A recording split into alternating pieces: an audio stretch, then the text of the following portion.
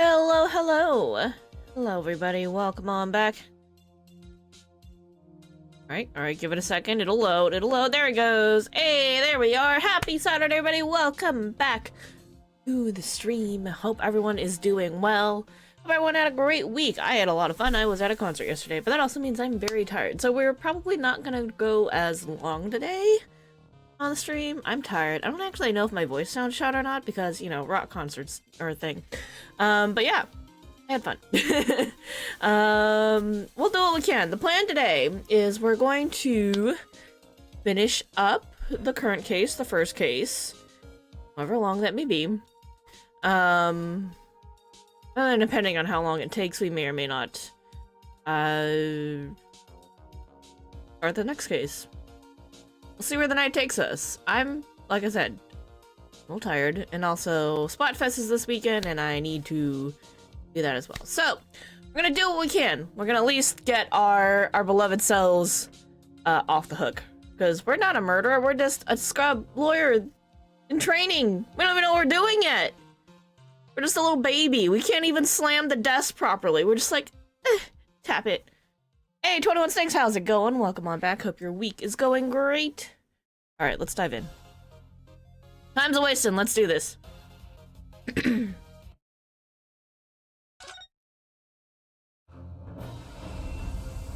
Great Ace Attorney Chronicles. Continue.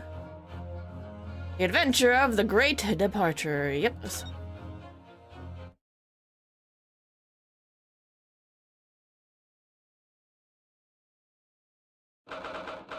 22nd of November, 1:14 p.m. Supreme Court of Judicature. I forgot what a weird name the courtroom has here, so here we are, courtroom number 2.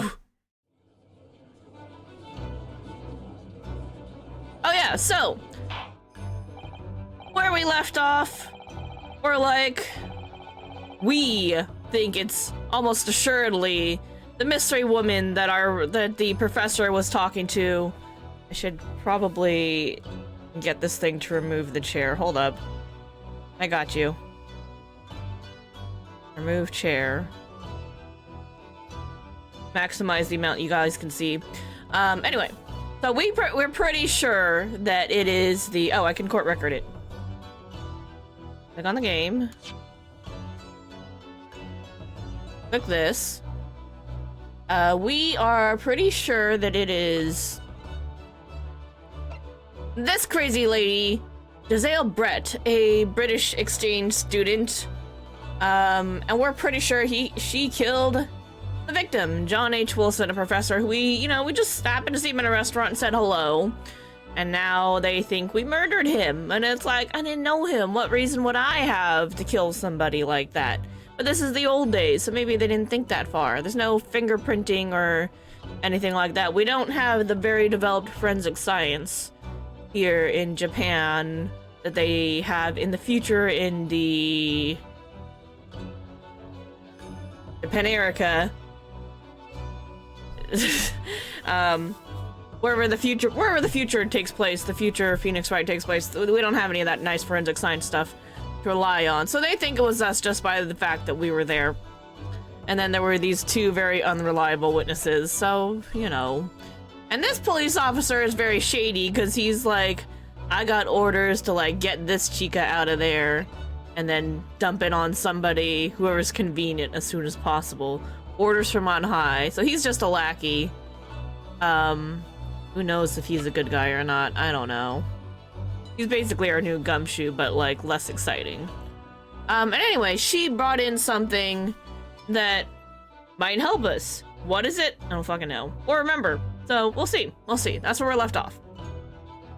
We're trying to finger her, Giselle Brett, because we're pretty sure she did it. We just don't have proof yet. Working on it. Work in progress. She's very suspicious. Alright, here we go. Here we go. Well, I understand you are the judicial assistant to the defense, but why the sudden ingress into my courtroom? Ha! A judicial assistant? And a woman, no less! I get his voice right? Yippee! What am I yippieing at?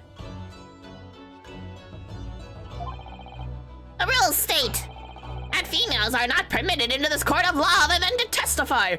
Rude? Francesca would have some words for you, sir. Yes, I fully understand. I ask only for 5 minutes of time. I have some vital evidence that I must hand over to the defense. Ha! You're too late, little girl. This trial has already been concluded. 5 minutes. I will not allow a moment more. But, Your Excellency! I am most grateful. Not everybody's a prick like you, Ouchie. Who exactly are you? I'm sorry, there's no time. Please, simply accept this for now. What is it, a report about something? Written in English. It's Giselle Brett's research. English woman's? After the trial resumed earlier, I hurried back to the university. I went to Dr. Wilson's laboratory in the medical faculty and borrowed this paper. Oh. Wait, hold on. That's Cosma. What did he sound like again? Shit, I forgot. Oopsies.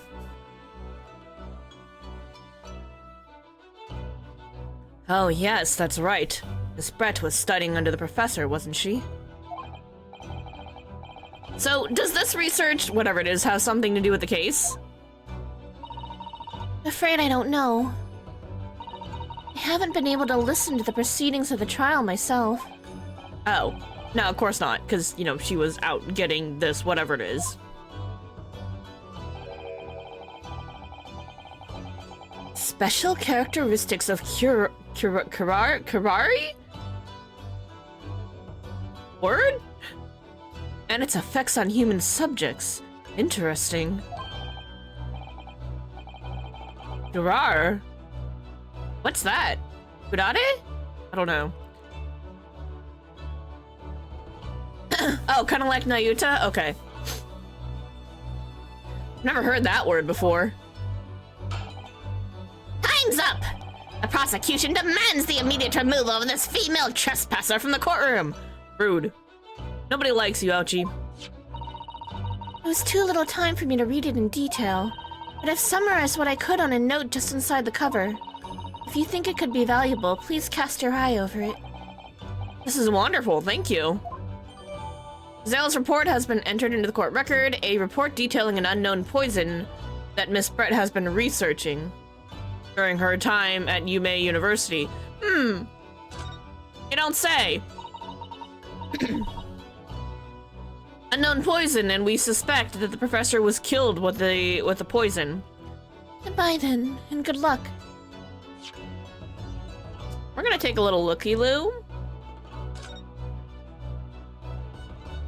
Synopsis: a poison made from the bark of certain trees in the jungles of South America. The hunters of the region have used it since ancient times to incapacitate their prey. Instant paralysis of the entire body and subsequent death, even in minute doses. The above-mentioned effect occurs when the poison enters the body through a wound, such as that inflicted by a blowpipe dart.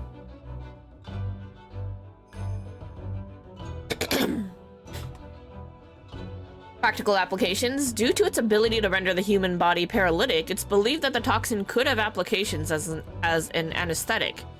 However, solution for the respiratory arrest caused as a result of the full body paralysis must be found first, or patients would die of suffocation. Ooh. Alright. Bye then, and good luck. You have had long enough, Counsel. We cannot detain our English guest any longer. I ask the prosecution and the defense now one last time. Does either side have any further evidence to present to the court? I presume not, but... Prosecution has made its case convincingly enough already. Nothing more to add, Your Excellency.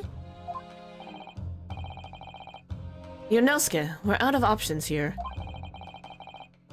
It really is our very last chance. Yeah, I know. I Oh, he did the big boy slam. Your Excellency, the defense does have new evidence. That look. The unyielding stare of a true Japanese warrior. Okay, if you say so. Well, Miss Brett? Yes, Your Excellency.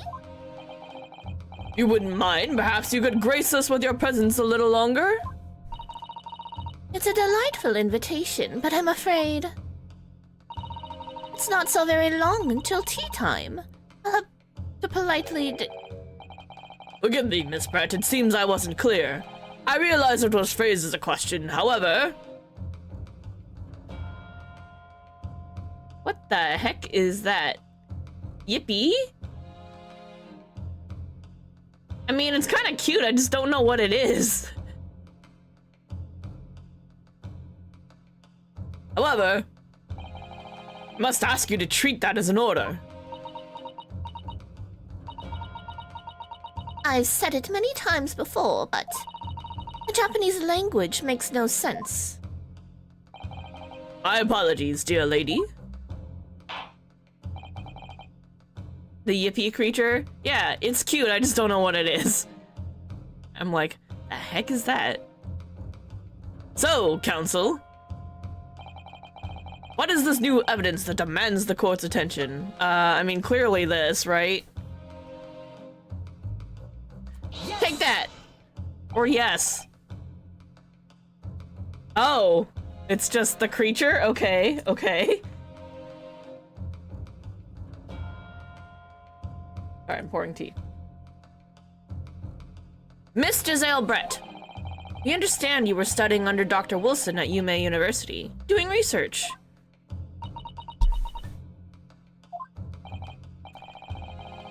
Research by sheer coincidence, perhaps, into a deadly poison. What? Poison? Where are you going with this, counsel? A toxin known as curare, Your Excellency. Even the slightest amount of this deadly poison entering the body leads to instant death. Objection! More whining, more whining. What? What complete utter nonsense? Curare, you say? I've never even heard of it. There we go, more whining. You wouldn't have done.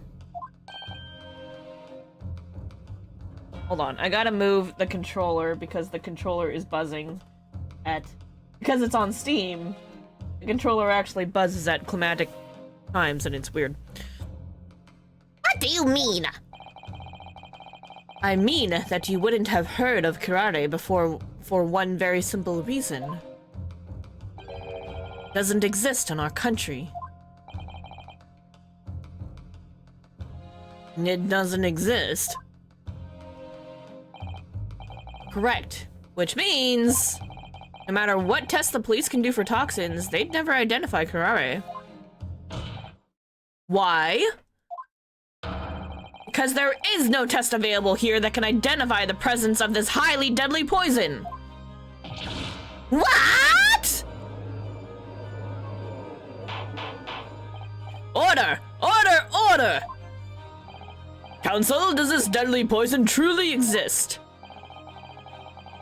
According to this report authored by the visiting research student from England, curare has long been used by the tribespeople of South America as a poison to lace their arrows. It seems that it's reasonably well known among European doctors and scientists. To lace their arrows? The report states that it is produced from the extract of a tree that grows deep in the Amazonian jungle. And it was first brought back to Europe at the turn of the century by explorers. It claims that animals shot by arrows laced with curare suffer instant death. Doesn't that about sum it up, Miss Brett? Objection! Trumpery! These aspersions are utter trumpery! To start with, if the victim had been administered some of the so-called deadly poison, He would have had been squirming and writhing in pain, and the other diners would have surely noticed. That's true. What do you say to that, Inspector?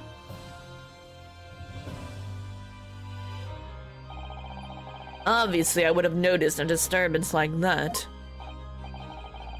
I don't remember anything like that either. I didn't notice the professor being in any kind of pain. According to this, however, it's the other way around. What do you mean, the other way around? The very fact that the victim didn't show any visible signs of distress is evidence that curare was used. Explain yourself, counsel! The moment the toxin enters a person's system, it causes instant paralysis.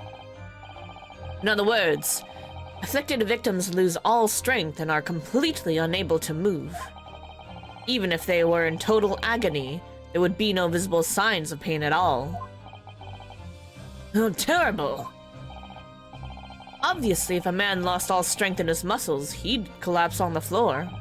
But with a chair under him for support, as Dr. Wilson did, the effects could go largely unnoticed. But I don't follow, Cosima. That's just paralysis. I thought the poison caused instant death. The full explanation is extremely unpleasant.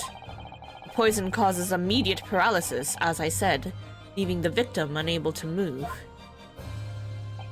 But after a short time, the paralysis is so severe, it causes the muscles that control respiration to fail. Respiration? In other words, the actual cause of death, suffocation. And all the while, the victim is conscious and aware, just unable to move.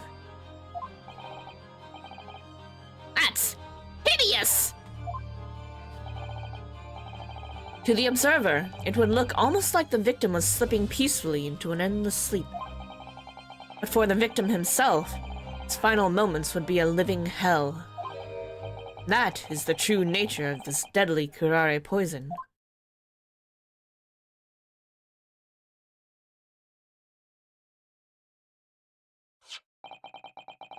You're suggesting that this bottle, Counsel, actually contains this terrifying poison? Attention! This is all very convenient, isn't it? A hitherto unknown poison for which there is no means of testing? What a happy tale for the defense. If I may, All these facts! You think you're so clever!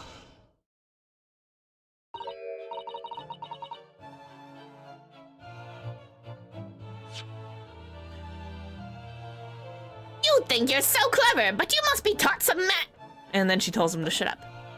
it is you who must be taught. Of course! Dear lady! It's really funny when she tells him to shut up, because it's all like fancy and in cursive, and it's like, oof.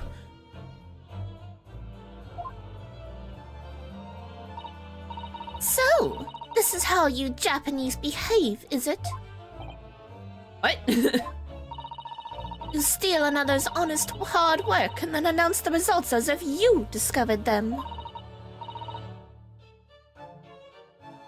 I'm appalled. What a loathsome act.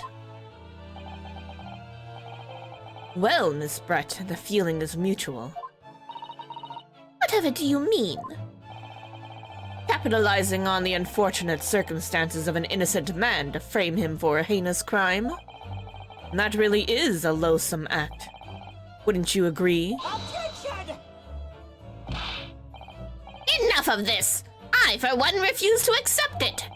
The idea of some poison that doesn't even exist in the great empire of Japan is breaking the rules! What's so funny? Oh, excuse me, Your Excellency. Yes, Miss Brett? May I borrow that bottle for a moment, please? Well, yes, I don't see, why not?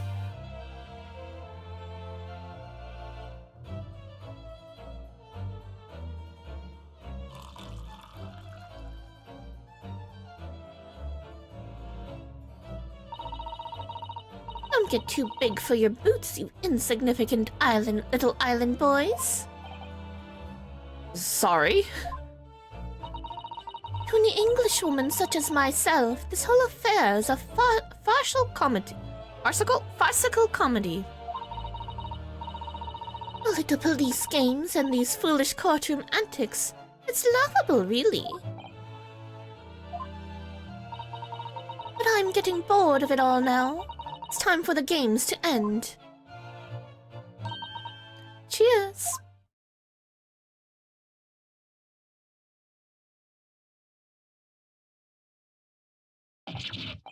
Wait, what are you doing?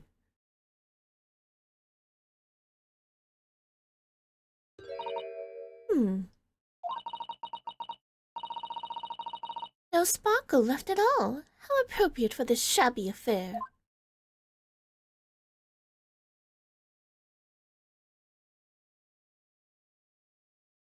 I bet it deteriorates over time. We gotta read the rest of her research.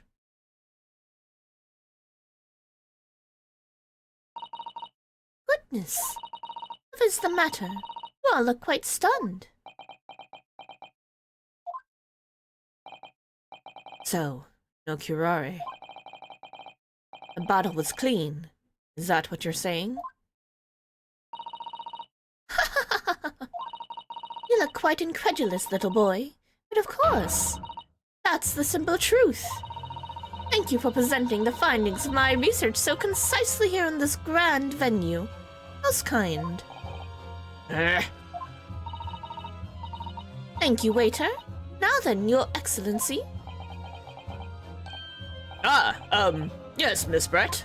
I should like to be excused now, please. I think I've given more than enough of my time for the furtherance of friendship between our countries. Ah, yes, dear lady. We are most gratified with all the assistance you have given. This doesn't make sense. There had to have been poison in that bottle. So how did she swallow a whole glass and live to tell the tale? I don't understand it. Well, I suppose if nothing else, this little Far Eastern charade will make for interesting conversation at the next party I attend in London. There has to have been poison in that bottle, doesn't there? Can we look at this in any more detail?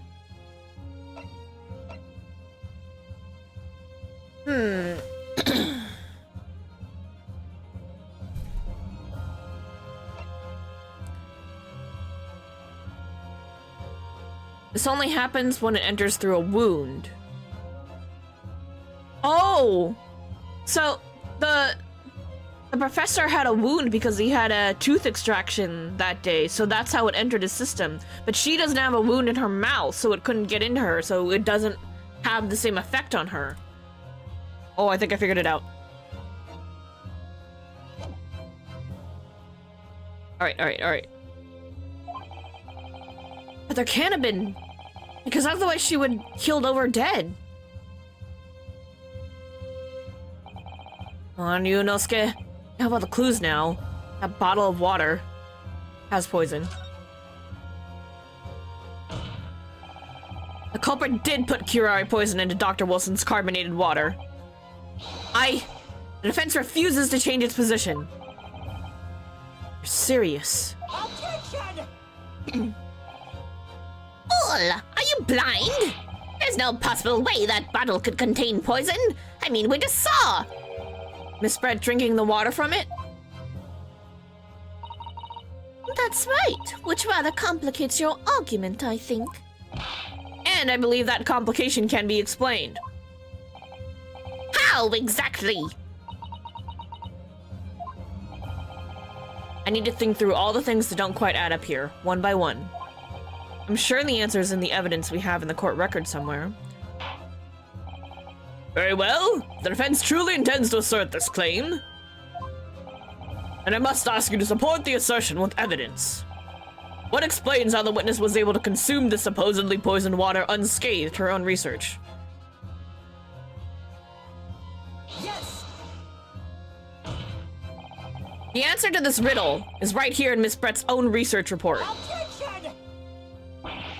That's not a valid explanation. No? After all, we don't speak English. That report is utter gibberish. You're insufferably dumb. This impudent young scoundrel is trying to ridicule the court, Your Excellency. I'm not trying to ridicule anyone, honest. I'm just reading Susato-san's notes. I concur. This report is too extensive to be considered in its entirety by the court. You will direct us to the pertinent section, counsel. Which section of the report reveals the alleged answer to this riddle? I think that was under special characteristics, wasn't it? Yeah. Special characteristics. We've been hearing a lot about this curare poison. And it's left me curious about something. Oh, counsel? Well, it sounds as though indigenous hunters have been using this poison for years and years. To lace the heads of the arrows that they shoot at whatever prey they're hunting.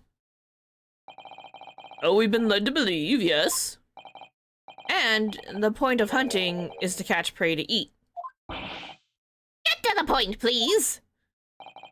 But if they were to use these laced arrows, doesn't that mean there would be traces of poison left in the prey the hunters were going to eat? Yes, good point. So surely the hunters wouldn't want to eat their prey, would they? Because then they'd be eating poison. But gracious, counsel! No, that would be madness! But I actually found the answer to that conundrum in this research paper here. Under special characteristics, it says this. The poison starts to work after entering the body through a wound. Through a wound, you say? I see, that makes sense. Yes, the mention of that particular detail seemed a little strange to me, though. But it all makes sense when you interpret what's written like this. When curare enters the body through an open wound, it has terrifying poisonous effects. However, when it enters the body via the mouth, it has no poisonous effects whatsoever. What? Miss Brett, you authored this research. You knew curare's special characteristics. And you knew that you could make a spectacle of drinking that water without any danger to yourself. You meddling little. Oh! The ghost is mad! Alright, I missed what you said. I was so impressed by the goose. Rapscallion! There we go. Well, Ryunosuke, it turns out you're an even better lawyer than I thought you'd be. Really? Me? A lawyer? Objection! All this poison talk is fascinating, I'm sure. But I fail to see how it possibly... So, the little ill-bred... Sorry, hold on. So, the ill-bred little puppy has a new toy to play with. Some facts he read in a book. But I'm afraid knowledge doesn't suit you, little boy. It only makes you look silly. What are you trying to say? Your schoolboyish logic has a fatal flaw. Schoolboyish? Law. As even your brain has managed to deduce, curare is safe to ingest. It seems likely that its effects are neutralized by the acidic nature of the gastric succus. Succus? I don't know. Oh, yes, well, of course. Gastric suckers? What are they? So, if this lethal poison is completely harmless when drunk, the professor wouldn't have died when he swallowed it, would he? Except he had his teeth extracted. Ah, That's right. but gracious! That's basic science. Science that even a schoolboy should be able to understand, no?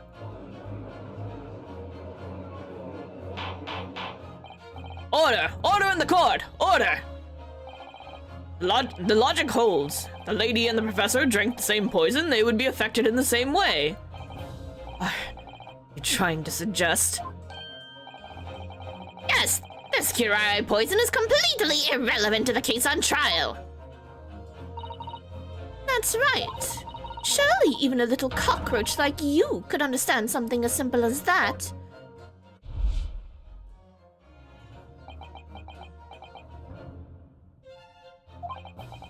What is this welling up inside of me? Oh, you're gonna give your first objection? Never felt like this before. It's sort of conviction to break down all the discrepancies. It's so intense. Almost rage-like. And more than anything else, it's an animalistic desire to take down my prey. Objection! Objection! He did it! He did it! We're a lawyer! I don't think so, Miss Giselle Brett. How dare you use that tone with me? You know very well that there is no fatal flaw here. You know exactly why, even though both you and the victim swallowed the same poison. You are alive, but Dr. Wilson is dead.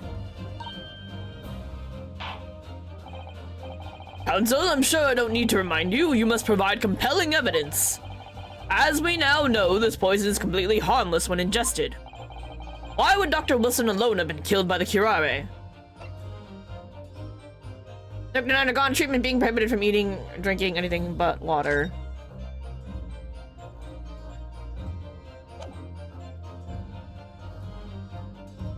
I'm pretty sure it's this one. Like, what's the present button? R. Take that! As Miss Brett so readily pointed out, she drank the same water as the professor. However, there was a fundamental and fatal difference between the two diners. Fatal difference? The toxic effect of curare are only felt when the poison enters the body through an open wound. So, for a healthy person with no injuries, drinking it is completely harmless. But what if there was a wound inside the mouth of the person drinking the poison water? Inside? Yes, like the wound you might have if you had just been to the dentist and had a tooth extracted, for example. Ah! Ah! Miss Brett, you've acknowledged many times in your testimony already that you were well aware of Dr. Wilson's dental appointment that day. Ugh! So that's it. You use that knowledge to orchestrate this.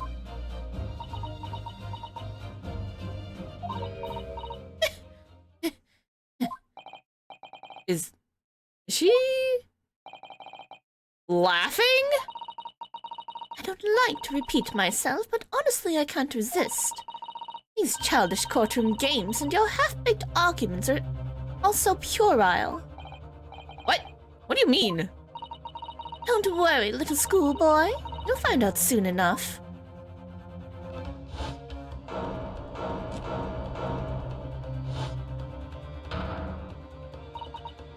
You see, when you leave vital evidence lying around, you never know what might happen to it.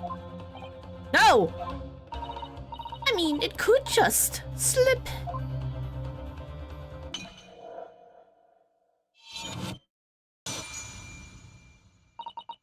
Oh dear, how careless of me. I'm afraid some crucial evidence may have just been tragically destroyed. No! What is it? What just happened? It's the English woman. She just smashed that bottle. And to the Supreme Court. What a terrible blunder. Officer, what are you waiting for? It's really dumb that they just let her do that and they don't think it's suspicious of her. Why else would you destroy evidence if you weren't suspicious? Collect up as much of the water from that broken bottle as possible, at once! You're wasting your time.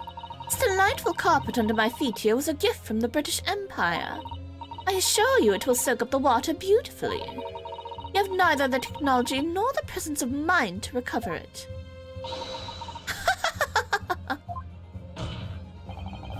How could you? You won't get away with this. You can thump the bench and shout as much as you like, little boy. But I'm afraid we'll never know now, will we? If there really was poison in that bottle, or not. You... And let's not forget, we still have some very compelling evidence left intact. Isn't that right, counsel for the prosecution? Oh, of course. You're referring to this photographic print, I presume, dear lady? That's right, and really, looking at this photograph, it's as clear as day, isn't it? That poor professor was sitting with his back to me. Of course, the only person who could have shot him from the front is the little schoolboy. Objection! No, you killed the victim that day, using curare. And then, in order to frame Ryunosuke Naruhodo for the crime, you waited until he picked up the pistol you'd arranged for him to find on the floor.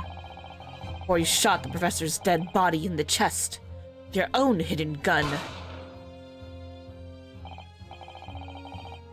And then, in the confusion that followed, all you had to do was turn the dead professor and his chair around. See, you had every opportunity to commit this crime. What a wonderful imagination you have, young man. Hidden gun, you say? And I shot the professor's dead body, did I? Well, I'm terribly sorry, but I don't have a shred of evidence. Exactly! And as you have nothing to support your wild claims, the prosecution's stance remains unchanged. The victim, Dr. John H. Wilson, was killed by a gunshot to the chest. Delivered in cold blood by the accused, Ryunosuke Naruhodo. Ugh. This is unbelievable. How could this be happening? We had her, but now, is she really gonna get away with it? The way she destroyed that evidence was obscene. Ryunosuke. Yes? Come this far, but now you're the only one who can finish it. What? What do you mean? Lost a vital piece of evidence, it's true. So if there are any clues left for us to use now, they must be in your head. In my head? Told me before that your powers of observation were the one thing you could really depend on. Well, yeah, that's true, but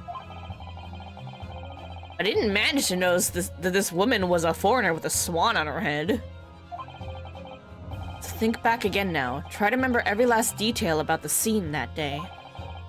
Everything you saw, everything you felt, every color, every smell.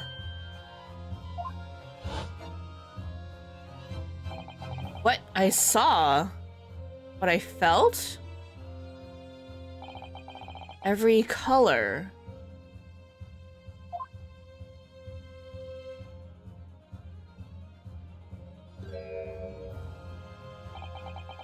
Is Cosmo right? Somewhere in the vibrant memory of the same scene in my head, would there be another clue to expose the identity of Dr. Wilson's killer? I mean, that's clearly blood, right?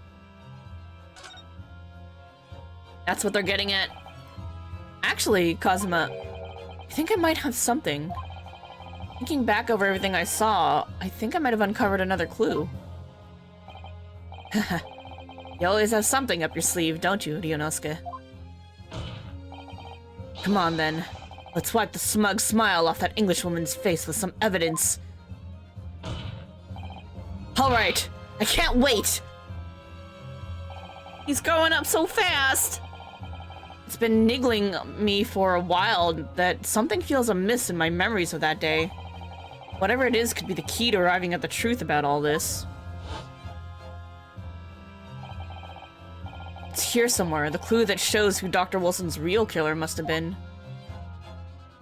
The blood? 'Cause that's weird. It's a little on the note. Little obvious right there. Inspector Hosonaga, answer me this.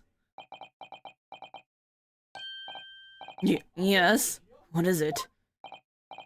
He's still miles away. Probably thinking about that bottle being smashed. As you said a number of times now, you strive for perfection in your investigations, don't you? Absolutely. I wonder, therefore, if perhaps you took anything else from the scene of the crime? Like, for instance, the plate of steak that you took to the victim's table that day. Objection! Wait a minute! Where are you going with it? Where are you going with this, little boy? Oh, it's just a memory that's been troubling me. What memory?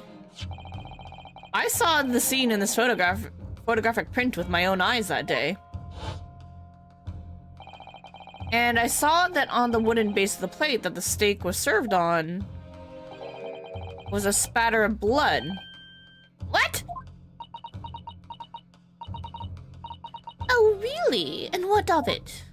Obviously, that must have happened when you shot the professor. No, that can't be the case.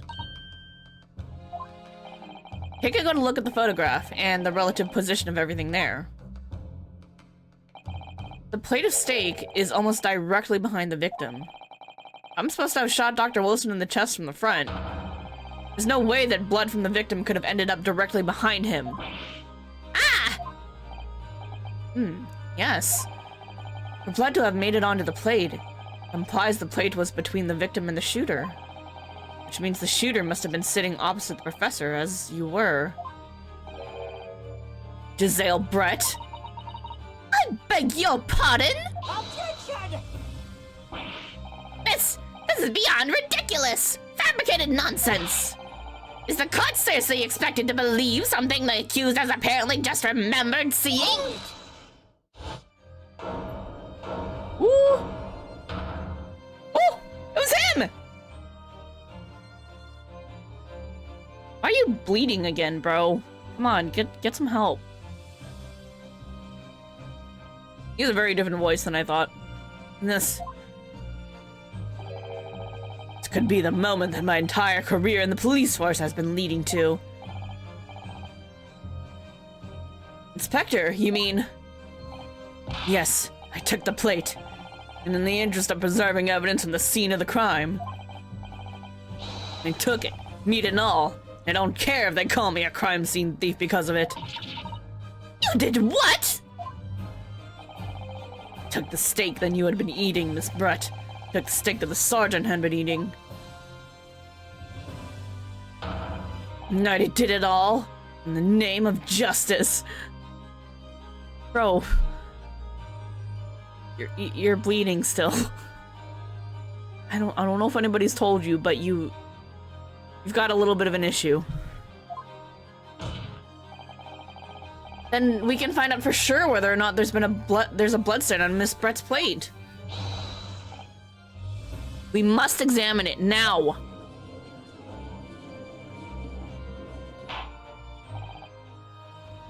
Inspector? Court wishes to examine the plate from the victim's table immediately. Yes, sir!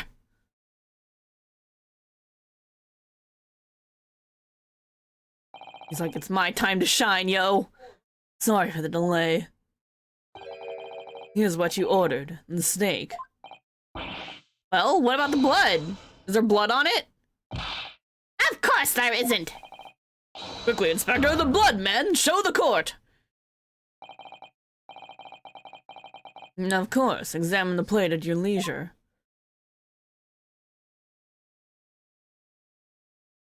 A lot of sauce. Oh. No blood. Oh, lift up the hot plate. She probably wiped it off, but she wouldn't have gotten whatever's under the hot plate.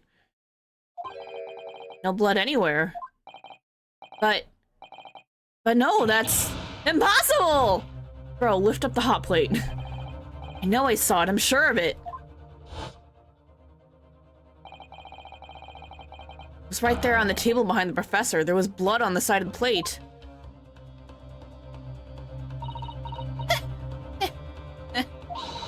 What an unbecoming expression, little boy.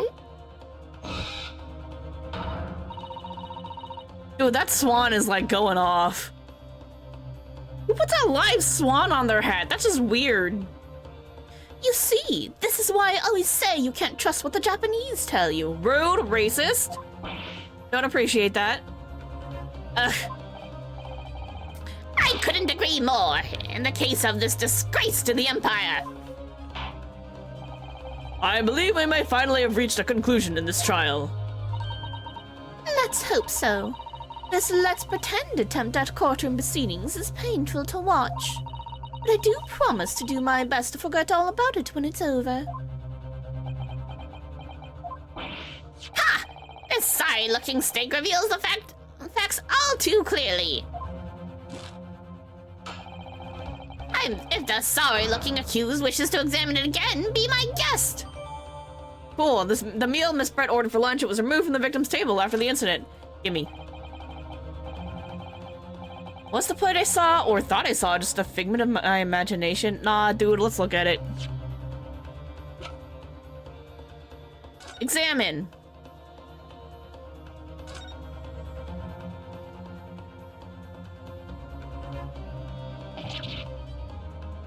Huh? Why is the Koban there? What the? Haven't had steak in a while, like that in a while? Why? Yeah. Why is the Koban there? What in the world is this? I think the Koban coin, and the hallmark is from the Hoi area, I believe. No, I don't mean what is it. I mean, what's it doing there? Wait, did you say it was a Hoi Koban? Yes, and apart from the meat juices, it looks to be in good condition. Imagine it's very valuable. This isn't the first time today there's been talk of a Hoi Koban. I've heard of pearls before swine, but I've never heard of bullion in the bullion. And I don't think you ever will again. This is extraordinary, though. This means...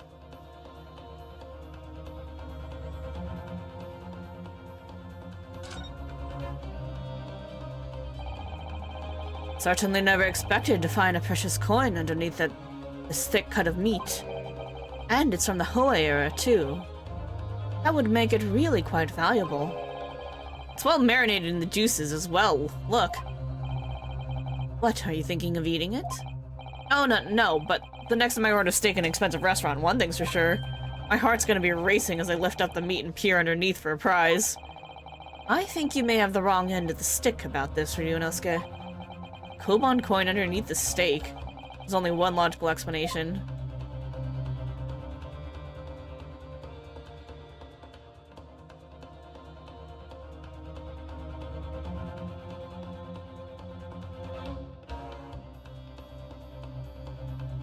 I mean, I was hoping we could just...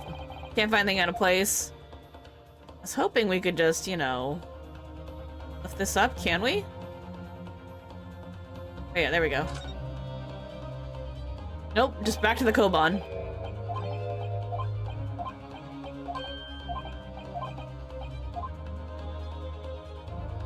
Well, that's certainly interesting. That's definitely not what I thought we were gonna find, but, you know, that does tie up one of the loose ends. The missing Koban. This is it now. I've lost it. Yunosuke. It's not over yet. Not until the final gavel. Huh? Never stop believing in yourself. Keep looking forward, no matter what.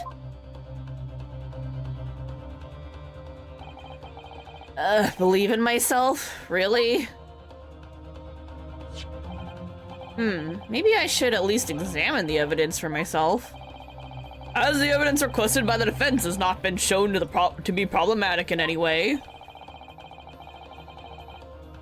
I presume any further examination of this evidence in this trial will be unnecessary. Does the defense have any objection? That bloodstain was going to clinch the trial for me. Can this plate of steak reveal any other clues at all? I mean, there is something. We found a coin! I don't know where this is going, but alright. Your Excellency, please wait. This plate of beef is hiding another clue. Another clue that will reveal the shocking truth. Objection! The only thing that's shocking here is your unhealthy fascination with beef steak. Your Excellency, I think I've made myself clear, haven't I?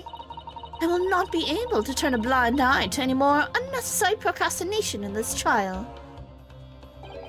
I'm sorry, Miss Brett, but we must ensure a thorough examination of the evidence. I will not give a ruling until I'm completely satisfied that all reasonable doubt has been dispelled. I see. As a newly affirmed ally of my country, that's still your position, is it? Thank you, Your Excellency. Trying to, like, push your weight around with your country just because your countries are now friends, then that's shady.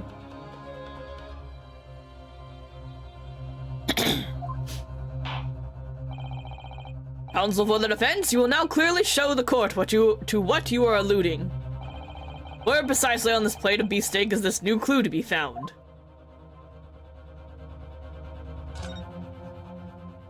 Lift it up. What in the world is this? It's Koban. Oh, wait, area. Yep. What's it doing under there?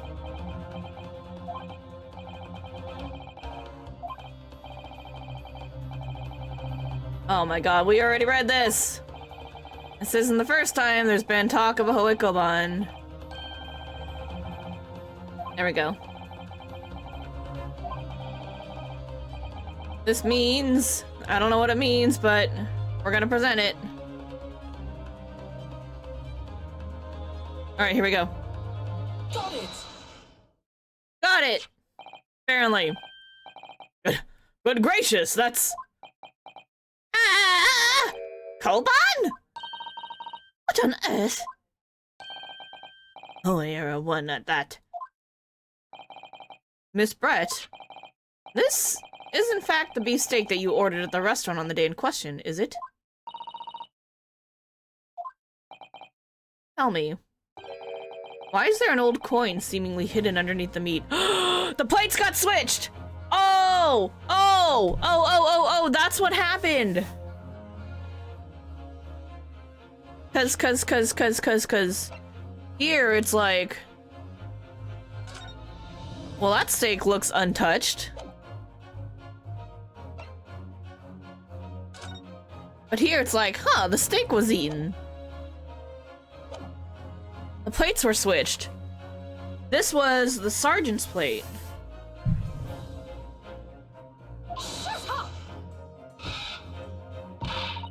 What a ridiculous question. How should I know? I've never seen that thing before in my life. I don't know what this is, but I want no part of it. Objection! I fail to see how this is relevant. A coin under the meat? That could simply have been a careless mistake by the chef in a moment of distraction. Objection! No, there's no way. Don't be absurd. We're supposed to believe that this has happened by accident in the kitchen? A rare Hoei Koban just happens to be hidden underneath that piece of steak? This turns out to be irrelevant to the case. I'll rip up my ticket to the Great Britain right now. He's right, it can't be a coincidence. Your Excellency! Yes, Counsel? A rare Hoei Koban just happens to be hidden under that piece of steak. If this turns out to be irrelevant to the case, I'll give up my lawyer job right now. Objection! By all means, don't let us stop you. No one invited you anyway. Perhaps, little boy, you should realize that it is you who is irrelevant. Even though I'm the one on trial here? You weirdo? The point is, it's essential that we ask the owner of this coin if he can explain what it's doing under that steak. The owner? Yes, it's obvious. There's only one person it can belong to. The owner of the koban that was found underneath the beefsteak is Kiryu Korekuta. Take that! Obviously, it can only be the antiques dealer and owner of Rasute, Kiryu Korekuta-san. Isn't Mr. Cucumber something? Honestly, these ridiculous Japanese names are quite unfathomable. Is this a shot at Cumberbatch? Ah, yes. The old man who testified earlier alongside the military sergeant, correct? Yes, Your Excellency. I remember him saying that he was up to something with his koban coin when it happened. At exactly the moment the gun was fired. A gunshot interested me not. I was far too busy on the floor.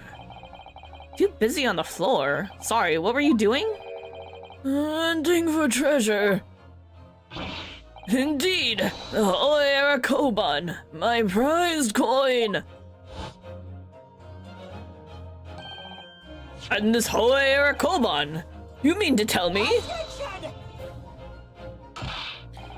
No, please, why would Korekuta-san's koban be sandwiched between the victim's beefsteak and its plate? It makes no sense. The plates did a switcheroo. Which is why I'm asking to bring Korekuta-san back to the witness stand so we can ask him. Officer? Alright, stretching. Bring both witnesses that testified earlier back in here. Without a moment's delay.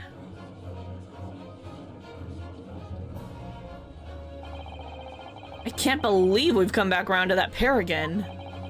But I have a hunch, strong hunch, that if we chase down the real significance of this koban, we'll find that it's a key element in the case.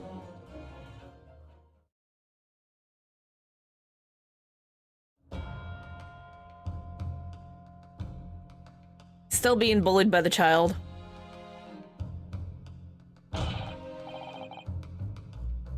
What's all this about? Why have I been called up again?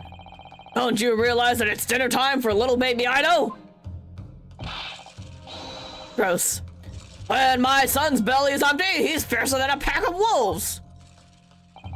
Exploited by the police we were, like miserable dogs forced to bear false witness.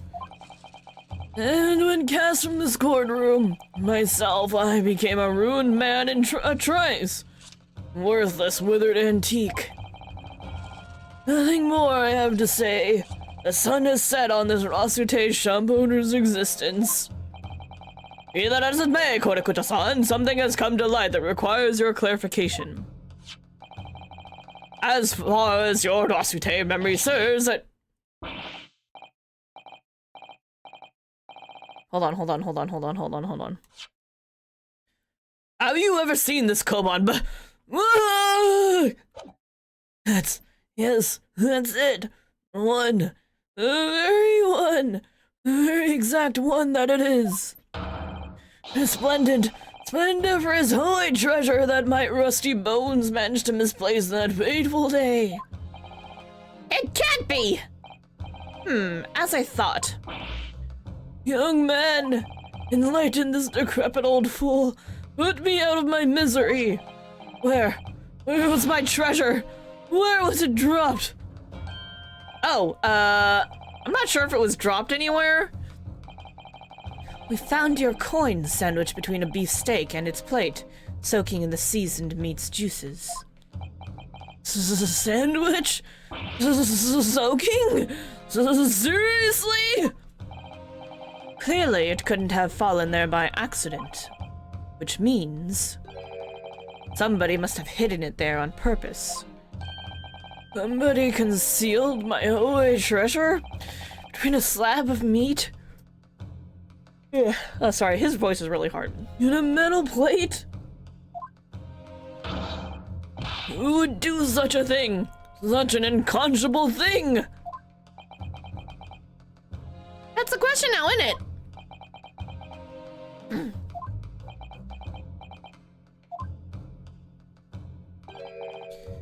Excuse me. Can I say something? Yes, of course. Proceed, Inspector Hosonaga. I mentioned this earlier on in the trial, but I was working undercover in the restaurant in order to investigate another case. Ah, yes, that's right. The secret undercover operation. The La Carnival is a high-class Western cuisine restaurant that attracts wealthy diners, including many foreigners. Recently, there's been a run of similarly executed deaths targeting the restaurant's rich clientele. A number of such incidents have been reported to the police bureau. Wicked crimes indeed! We wanted to nip the case in the bud quickly, especially with so many foreigners being affected. So that's why you were sent in undercover, is it? Yes, I took on the job of a waiter at the restaurant in order to flesh out the criminal. It seems likely that this Koban incident is the work of the same thief. You mean the one standing right next to you looking very nervous and sweating bullets? That one? That thief? So unbeknownst to us, there was a master thief at work in the restaurant on a regular basis. The place was already the scene of several crimes, it seems. I don't know about the master thief part, but the identity of the person who stole and hid Korekutasan's Koban is all too clear. What? What? I think the court would like to hear the defense's view on this matter. Tell us, who's the despicable scoundrel that stole Korekutasan's Koban and hid it under the steak? The only other dude there who ordered a steak. The sergeant. Take that! Obviously, it can only be you. Sergeant Iesa Nosa! Ah, how? How dare you, you monster! Monster? I stole that Koban, did I? I'm the master thief of La Carnival, am I? You're seriously accusing me of these crimes, cadet? But it wasn't me! It was Ido! Ido's the mastermind behind all this! You're blaming your fucking baby?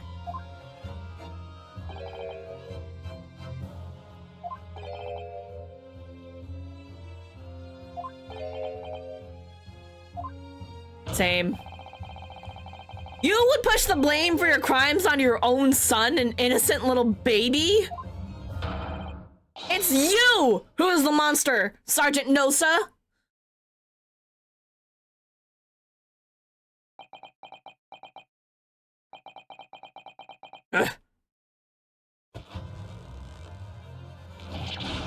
Ah! Clippity clop, clippity clop, clippity clop, clippity clop, clippity clop, clippity clop! Ah! Oh my god, the kid's having a time. Ah, gross.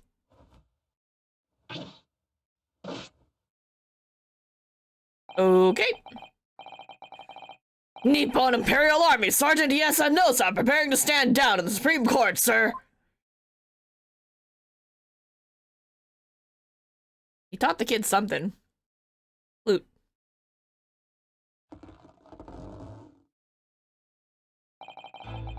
Do any of you know of the extraordinary low wages that the Nippon Imperial Army pays those it expects to keep our country safe? I understand that the temporary increase in taxation owing to the recently ended conflicts remains in place. And I've heard it's hard for lower-ranking soldiers to make a living, yes? All I want is to put a hot meal on the table for my son! That's why you were stealing things at the restaurant? The place is heaving with money! Every 3 days I'd go there and do reconnaissance for a target. And I'd enjoy chomping my way through a good steak at the same time. It sounds like he doesn't bother with a knife and fork, even, which is worryingly believable. And your target that day was the old man and his Koban? Yes, sir.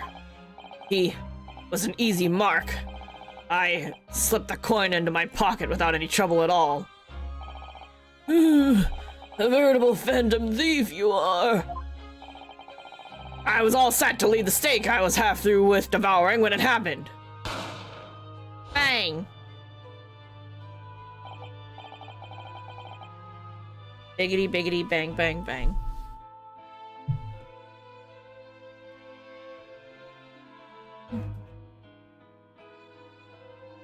Yes, when the professor was shot.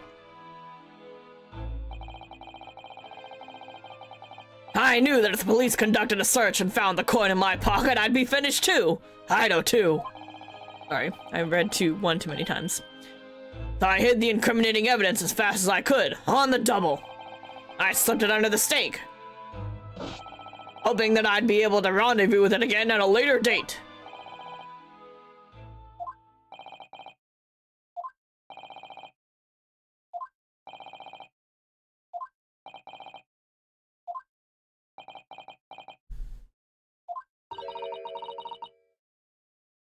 This is ridiculous. Perhaps you could carry on with this absurd prattling in your own time? Well, Miss Brett. Oh, of course, dear lady, of course! How rude of us! I'm quite sure there's no need to detain you any longer at all.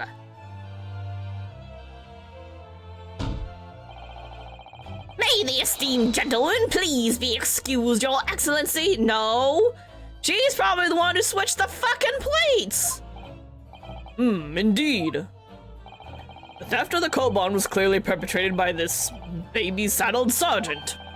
It would certainly appear to be unrelated to Dr. Wilson's murder. Of course it is. Hiding a coin under a lump of meat. Sheer nonsense of such an idea astounds me. Nonsense, is it? Well, oof. And as for picking up your steak and biting into it without using a knife and fork, it's beyond nonsense. It's pure madness.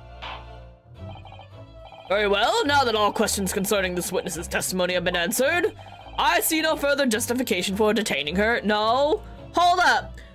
We asked Butler, Osanaga-san, sorry, waiter, inspector, investigator, whatever.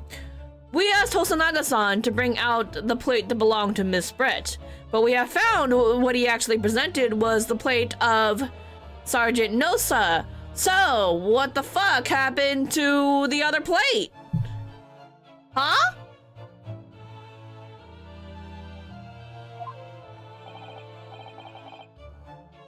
Miss Brett, you are free to leave. No! Objection! Objection! I object! Thank you, Your Excellency. Good luck, everyone. Object! Object! I object! And good day. Object! I object. Huh? That expression right there. Yunosuke, what's the matter with you? This is no time for daydreaming.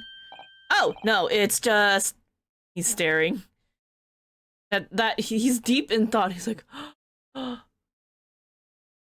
Bro, come on. Just... You love that expression? It's really good. I like it. It's so dumb, but it's good. Oh, no, it's just... Something about Miss Brett's parting words there got me thinking. Can't quite work out what exactly, but something she said jarred with me. I feel like there was a contradiction in there somewhere. Something didn't quite add up. If that's the case, don't just stand there thinking. Make your voice heard. Sorry? And think later. If you don't call out now, it'll be too late. The trial will be over. Objection. There we go. Hold it. I'll take that. Wait! Miss Brett! What is it now? I'm afraid, just one last time, there's something I'd like to ask you.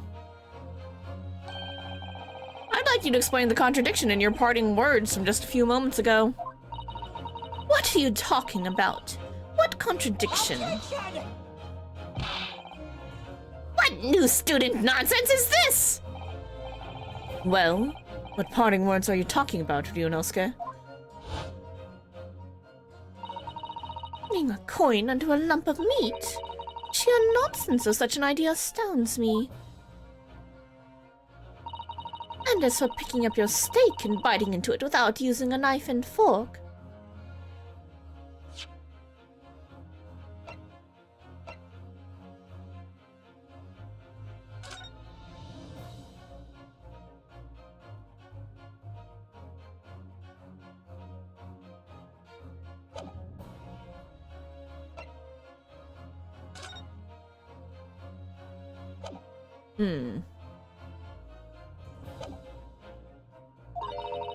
It's beyond nonsense. It's pure madness.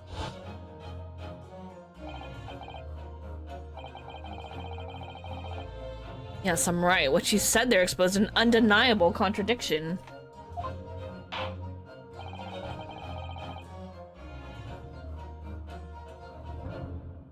Sorry, hold on. Pouring tea. Oh, I missed something. History. I'm going to need to see evidence, counsel. If Miss Brett's words truly are contradictory, where's the evidence to prove it? Are we talking about the use of the knife and fork?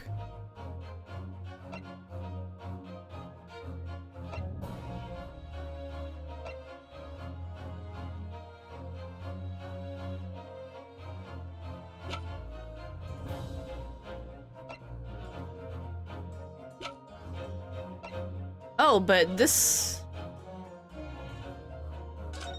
kind of looks like it was just bit into also and not actually cut. This looks like the same steak. Maybe that's it? Alright, let's try it. Take that! Photographic print of the scene taken immediately after the incident occurred? What's interesting is the plate of steak that you can see on the victim's table. The steak that Miss Brett had been eating before the professor was killed. Yes, go on. More accurately, Your Excellency, the steak that was on the victim's table just before the professor was killed. Now you're just splitting hairs. Not true. Doesn't something about the steak strike you as very unnatural? Unnatural? What on earth do you mean? It's extremely obvious. I'm talking about the shape of the edge where it's been eaten. I see you noticed it too, Miss Brett. Notice what exactly, counsel? Just a few moments ago, Miss Brett claimed no Englishman could even contemplate picking up a steak and biting into it without using a knife and fork. Of course she did. She's a refined English gentlewoman herself. Then take a good look at this steak, in particular the edge where it's been eaten. As you can see, there are clearly defined barbaric teeth marks there. Ah! Oh! Looks like Miss Brett has realized something. So, if the witness, as she claims, wouldn't contemplate eating anything without using a knife and fork, there shouldn't be teeth marks in the steak at all! Objection! But what is your actual point? Perhaps the delightful Miss Brett was ravenously hungry and... How dare you accuse her of not being a lady? and couldn't help her. Oh, whatever you say, dear lady. As I said, I really must be leaving now. Afternoon tea with the Minister of Justice cannot possibly wait any longer. Of course. This will all be over in the blink of an eye. Rest assured, I'm about to put this rookie in his place. Just leave everything. I've heard enough, you irritating little spectacled samurai relic. Of course, dear lady. What's the matter, Miss Brett? Have we ruffled your feathers? Clearly, the witness knows what this means. She's realized the catastrophic implications these teeth marks in the steak have for her. Yonosuke, you know where you're going with this? It's not her steak. Yes, now at last, it's all come together. The mysterious teeth marks in a steak that had allegedly been eaten without cutlery. The reason why the bloodstain I know I saw seems to have disappeared. And most importantly, the evidence that proves once and for all who shot Dr. Wilson that day. I accept that these teeth marks in the steak are a little unnatural, as you put it, counsel. But what exactly are you suggesting that tells us? Everything, Your Excellency. Everything? Yes, I believe that these barbaric teeth marks in the steak here amount to conclusive evidence in this case. Evidence that will prove beyond any doubt who shot Dr. Wilson. Conclusive evidence? How many times have I heard that today? You wouldn't know the meaning of the phrase, typical Japanese empty threats. How can you be so sure? Oh, it's quite simple. If you really had such conclusive evidence, you would have presented it to the court long ago. Actually, the evidence I'm talking about hasn't been brought before the court yet. Hasn't been what? But just because it hasn't been shown yet, doesn't mean that the evidence does not exist. Attention! This is absurd! This trial has run several hours already. Are you saying there's evidence yet to be brought forward? It can't be. I don't believe you have it.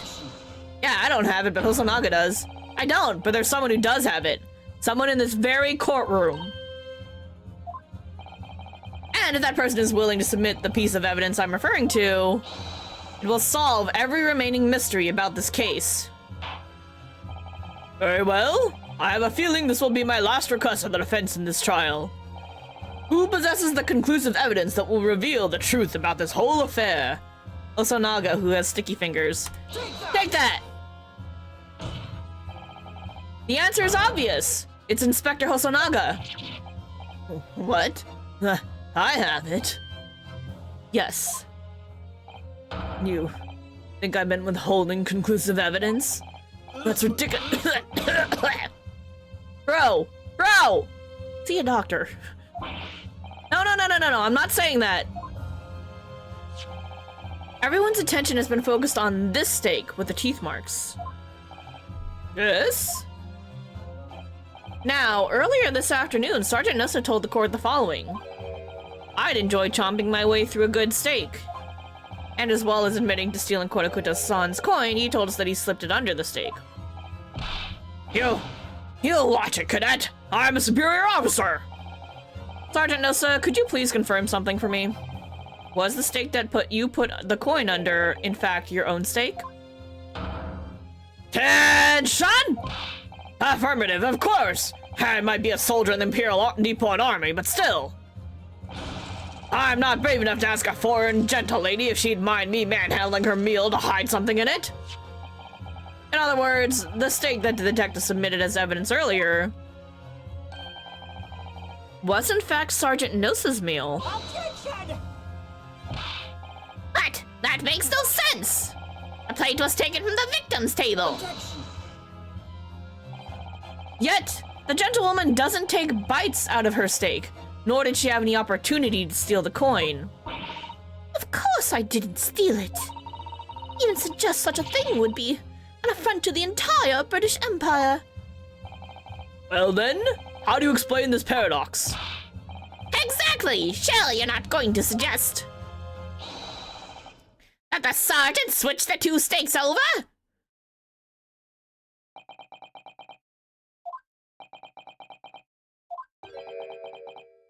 Not him, but her.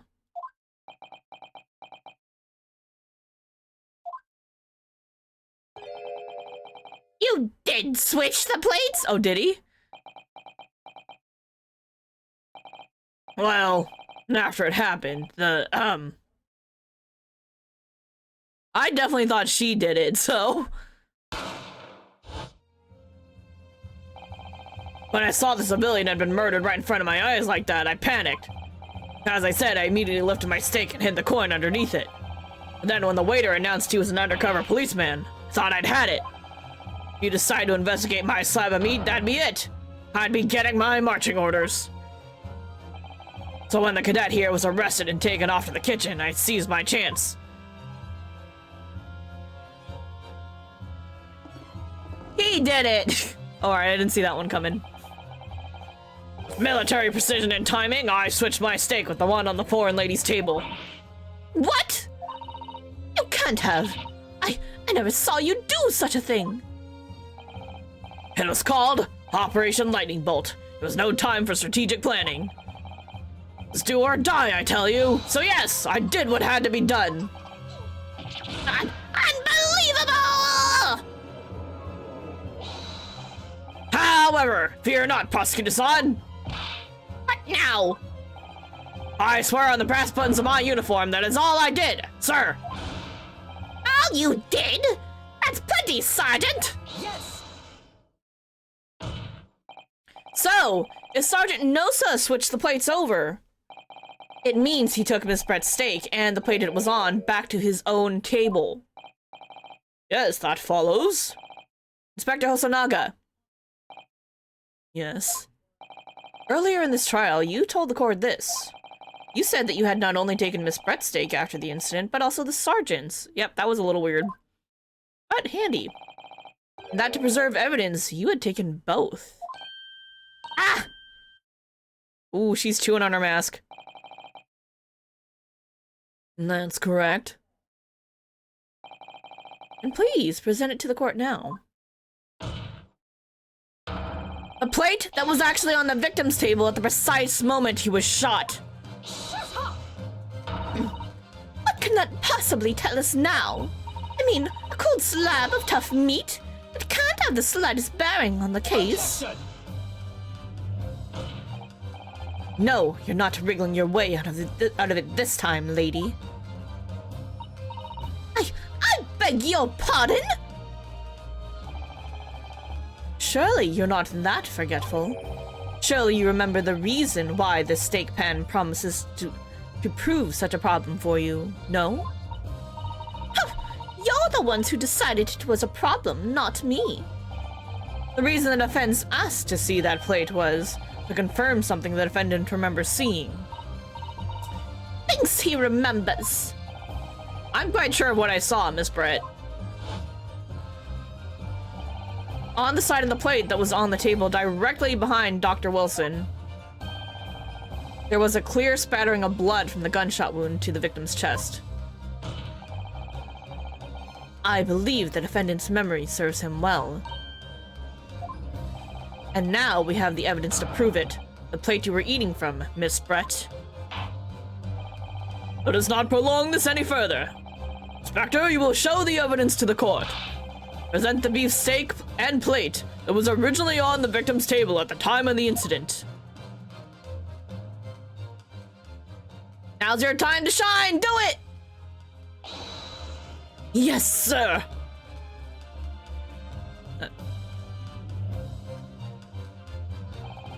Sorry for keeping you.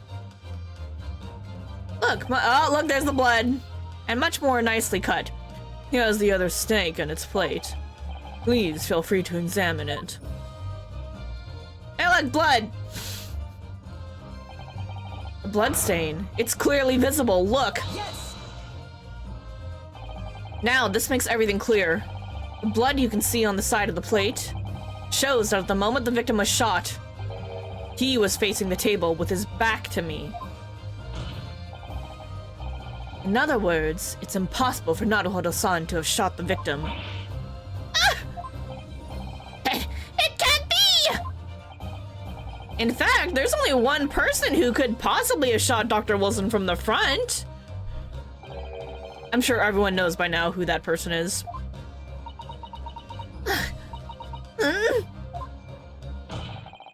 That's right, Miss Giselle Brett.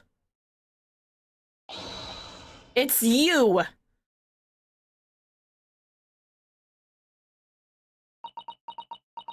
Breakdown? Breakdown? Uh-oh, the swan's dying. How done? I am Japanese. Me? I am Japanese schoolboy. No. No. No! Oh my god, the swan's going nuts! Ah! Oh my god, it's like little chickies! What the fuck is going on? Oh, that one's cute. That one's black. I like that one. Where are you going? Yeah, there's just little chickies everywhere. Oh, he got the black one. Oh, he's got a couple too. That's cute.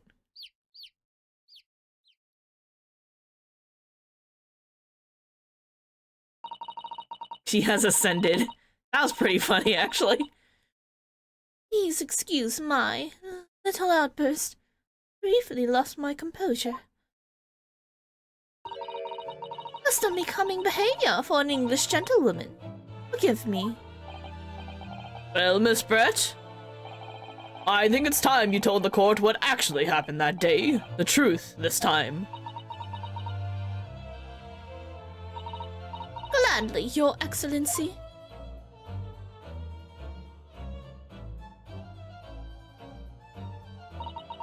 It was I who took the professor's life using curare. As you surmised, I chose that particular day for one very important reason. The professor had a dental appointment for the extraction of one of his teeth in the morning. So, you planned to kill the professor, knowing that no trace of poison would be found in his water. Because curare is unheard of here in Japan. Yes. Of course, I never intended to remain at the restaurant for as long as I did. I only needed to see the professor take one tiny sip of his water, and it would all be over. I would place the steak I had ordered in front of him to make it appear as though he had been dining alone, and leave immediately. However, before any of that happened, there was an unexpected visitor at the professor's table. That would be me, I suppose. Yes, you. Who else? What a trifling matter. The fact you decided to come over to greet the professor. And that I had lost my chance to slip away unnoticed. In due course, the professor took a sip of his water and was paralyzed. I made sure he was sitting in his chair such that he wouldn't fall. No going back at that point, so I concocted a plan on the spur of the moment. Planned to pin Dr. Wilson's murder on this innocent man. I happened to know that the professor always carried a gun. I decided to use that fact to my advantage. I had the bottle of curare in my handbag, and my own pistol concealed under my skirt. Under your skirt? So I was right, there were two guns. Yes. And then I finished my coffee and got up to leave. That's when I noticed the professor's gun, which you had presumably placed on the floor. Placed where you were sure that I would notice it. And everything went according to plan. You noticed the gun as I'd intended. And then, just as you bent down to pick it up... Bang, bang. That's when you shot the professor with your own gun. Even though at that point he was already dead. Naturally, the gunshot caused a commotion, at which point the waiter appeared. Obviously, I assumed Naruhodo-san was the culprit and apprehended him. I took him to the pantry that adjoins the kitchen and locked him inside. That's when I took the opportunity to turn the professor and his chair around. Because, of course, he needed to make it look like the defendant had shot Dr. Wilson from where he'd picked up the gun.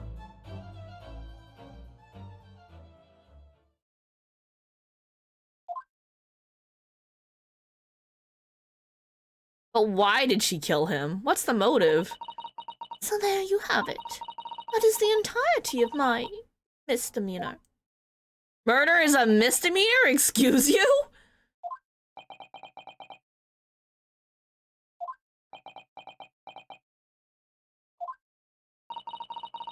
Your Excellency, Yes? I wonder. Might I speak with you in private later? I shall call on you. Thank you. Good day then, everyone.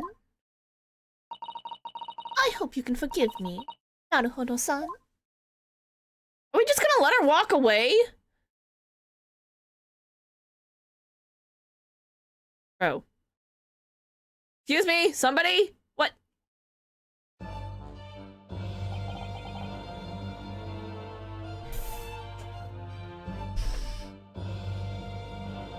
We didn't detain her or anything? It would seem this trial has finally run its course. I guess we can't because she's... Man, foreign relationships are hard. I don't... my god. I presume the prosecution is in agreement? This can't be! Takatsuji Aochi does not lose! Not to the likes of this rookie student! I'll get used to it. You're gonna lose to a lot of rookie students. You and your lineage. You better start getting used to tough opposition. Ah! Yunosuke Naruhodo! What? Yes? This insult to the Aochi family name will never be forgotten! We know how that turns out. It's fine. Become conceited with age, Council. But the old have to stand aside and make way for the new. It's the way of the world. May you never forget that. Woo! Cut the man's hair! You cut down his top knot. That's kind of rude, man. 1,000 millennia may pass and still, the Aochi clan will never measure up to the Naruhodo clan. We know that is, in fact, what happens. This trial in the Supreme Court of Japan will, I believe, go down in history as the start of a new chapter in our country's judicial system. Despite being summoned as the accused, you, Yunosuke Naruhodo, presented an excellent case. Thank you, Your Excellency. The use of evidence and deduction to unravel the truth is modern methodology. After all, it has only been a few short decades since our country opened its doors to the wider world. But the Western ideas of science are rapidly gaining acceptance here. I feel sure that science will soon bring new methods of investigation, forensic science, and new procedures of justice. A new future of law awaits, but what it will look like, I cannot begin to imagine. That is for the young to pursue. Kazuma Asogi? Yes? After this trial, you are set to embark on a journey of discovery, the illustrious British Empire. Learn all you can, absorb everything of the wider world that you are able to. And do not forget, fulfill the mission imposed upon you. I understand, Your Excellency. What was that about? Why do you look so grave all of a sudden? Ah, never mind. As for you, Ryunosuke Naruhodo? Oh, yes. New, I sense, how can I put it? Unusual potential. I very much look forward to seeing how you carry that onwards. Thank you, Your Excellency.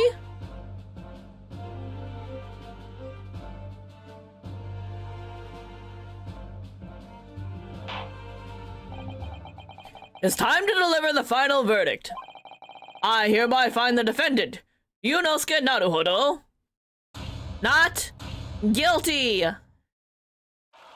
Yay! We freed ourselves! We're not a murderer!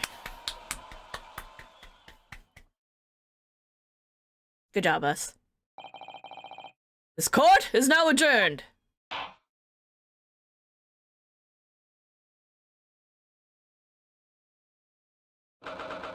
"20-second of November, 2:46 p.m.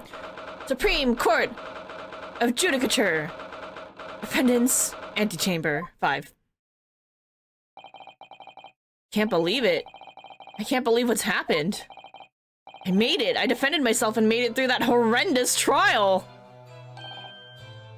Ryunosuke, you finally pulled it off. Congratulations. Well, I couldn't have done it without you. Thank you, Kazuma. No, it was a pleasure to watch you at work. So, you owe me an extra large sukiyaki from the place on Yume University Street. Don't forget. Good afternoon, all your hard work has certainly paid off. Oh, it's her.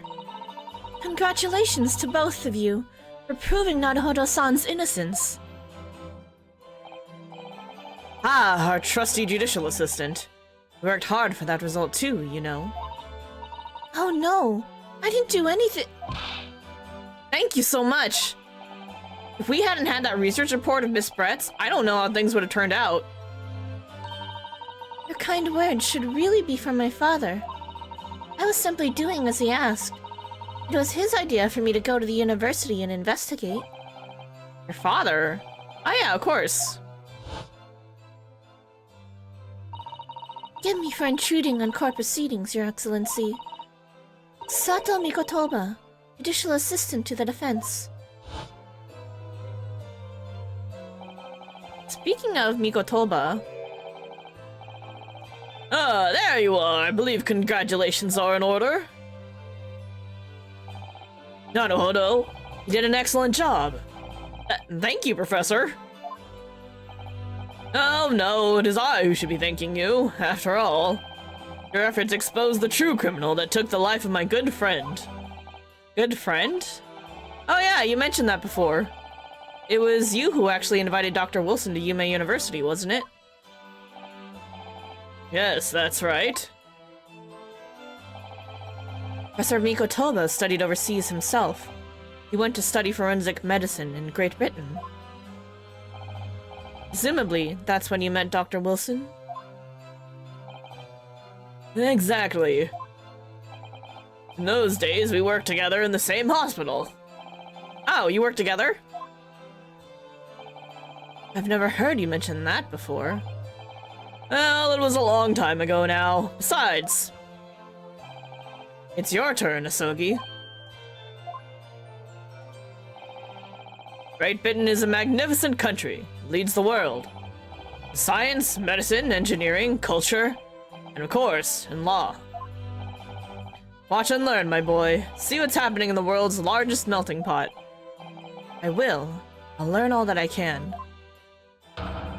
Swear on this, the spirit of the Asogi clan. You're not taking that sword to Great Britain, are you? Of course I am. The Japanese man's katana is his soul. This blade shows me where I need to go. Cuts down anything that's in my way. Yep, I've definitely seen how sharp it is already with my own eyes. That reminds me, what's happened to the woman? Giselle Brett, I mean. After all, she's guilty of murder. Ah, yes, her. It's not easy to tell you this, but... What do you mean? Surely she's going to face trial herself now. She's the true culprit, after all. Ah, politics.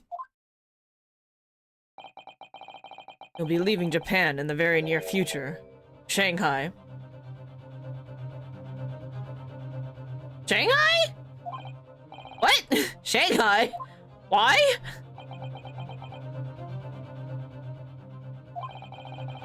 Zale Brett will not appear in court again in this country, I'm certain of that. What? But why not? A matter of consular jurisdiction. Oh. Inspector Hosonaga! It was a hard-fought battle in the courtroom today. Very impressive to watch. I must congratulate... But wait. But what's all this about consular jurisdiction? We cannot try this particular foreigner for her crimes here in Japan. What? We can't try her? But then who's gonna bring her to justice? The British Consular Court will hear her case, somewhere far away where our voices can't be heard. But why a consular court? Professor, I simply don't understand. I thought consular courts were a thing of the past now that we've signed the Friendship Treaty. Yes, in normal circumstances, you're right. Then, so long as this is not a serious incident of a highly political nature, our respective governments, they cannot invoke a consular court just like that. Oh, can't they? Yes, she's a student, but it doesn't justify our governments making secret agreements about her fate, does it? Something strange is going on. So, Miss Brett can't be held accountable for her actions here in Japan. I'm afraid that for the young student, today's trial was nothing more than a game all along. There's never any danger of comeuppance for her. Is she, like, secretly a British spy? I don't believe it. Was she, like, sent here specifically to kill Dr. Wilson?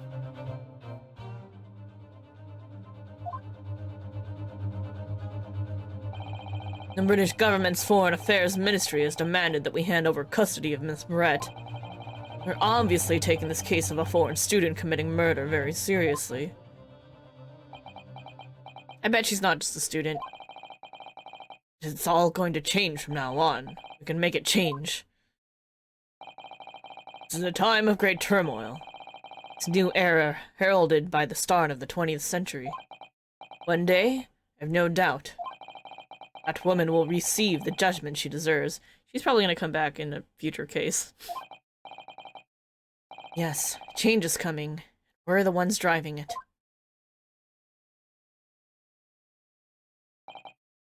Well, I think that's enough seriousness for now. This evening calls for a celebratory drink.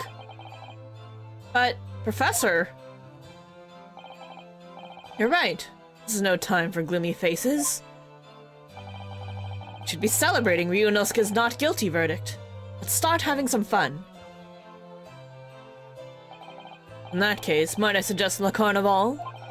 As the head waiter, I should be delighted to provide you with ample food and drink. You're a detective, Hosonaga-san, aren't you?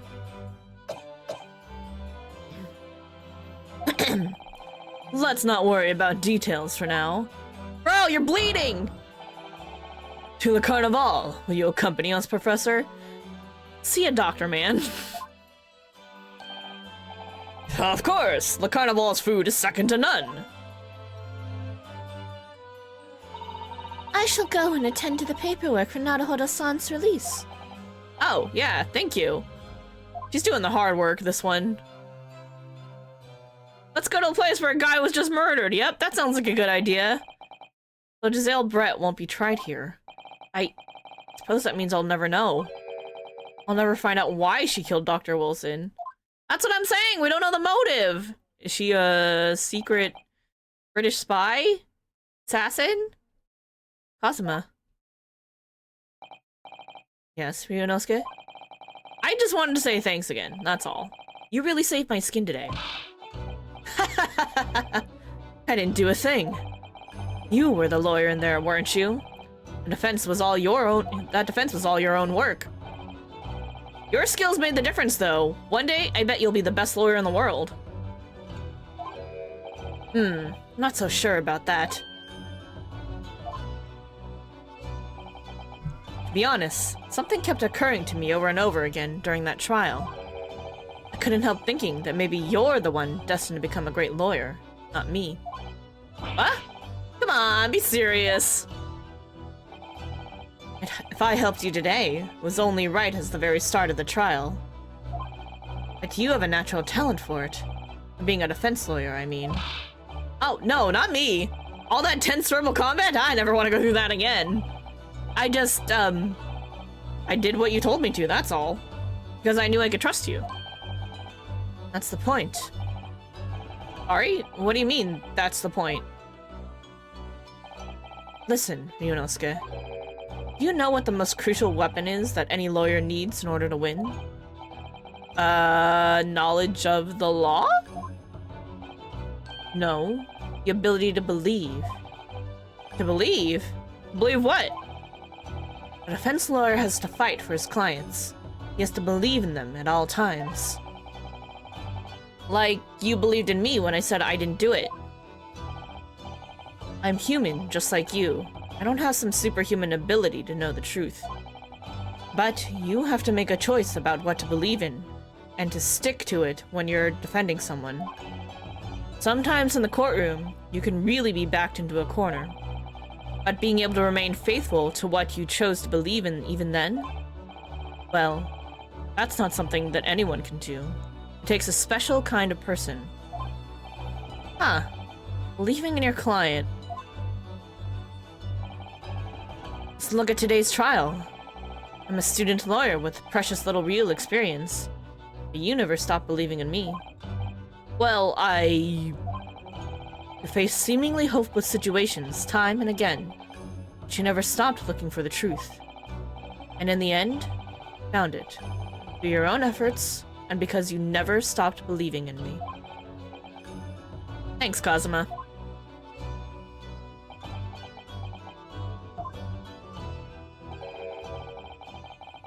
Something I want to ask you, actually, Ryunosuke. Well, a favor, really. Something very important to me. Sounds serious. What is... Nah, you're still here, are you? Oh, Inspector Hosonaga. I've arranged some rickshaws for us. Let's go. Thank you. We'll be right there. Let's pick this conversation up again later. We should be celebrating right now. Your first court victory. And your study tour to Great Britain. Don't forget. Ah, yes. That too.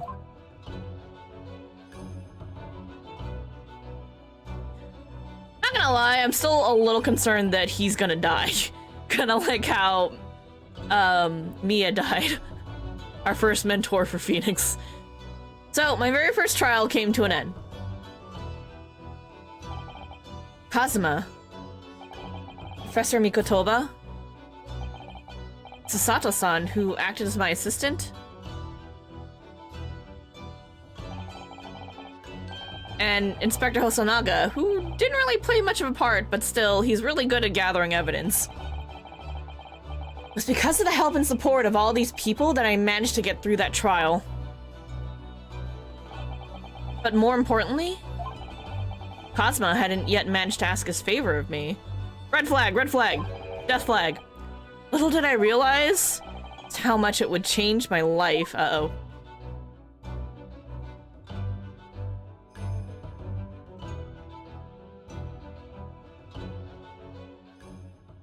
Defense debut! Nice. Heck yeah, we're gonna save. Heck yeah.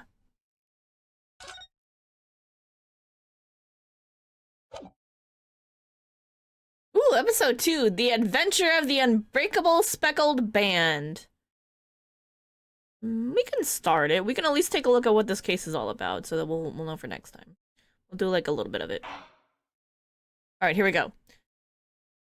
Unbreakable Speckled Band. Let's go from the start. Do it.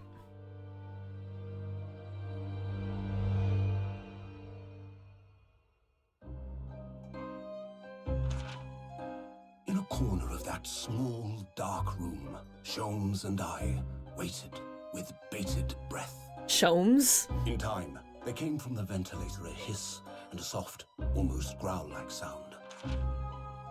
Suddenly, Sholmes sprang into action, lashing furiously with his cane at a point in the darkness. "You see it, Wilson?" he yelled, his tense voice reverberating through the air. I raised my dark lantern's shutter, and the room slowly came into view. Sholmes was staring intently at one particular corner when he started whispering to me. The victim's most perplexing final words. The speckled band. "I believe this is the terrible coil to which you referred, Wilson," The heck is going on? Oh, hello. An enormous adder, its fangs bared as it threatened to strike. It truly was the most terrible speckled band I had ever seen. So was this from the diary of Dr. Wilson, who just died, and he was apparently with a Sherlock Holmes knockoff?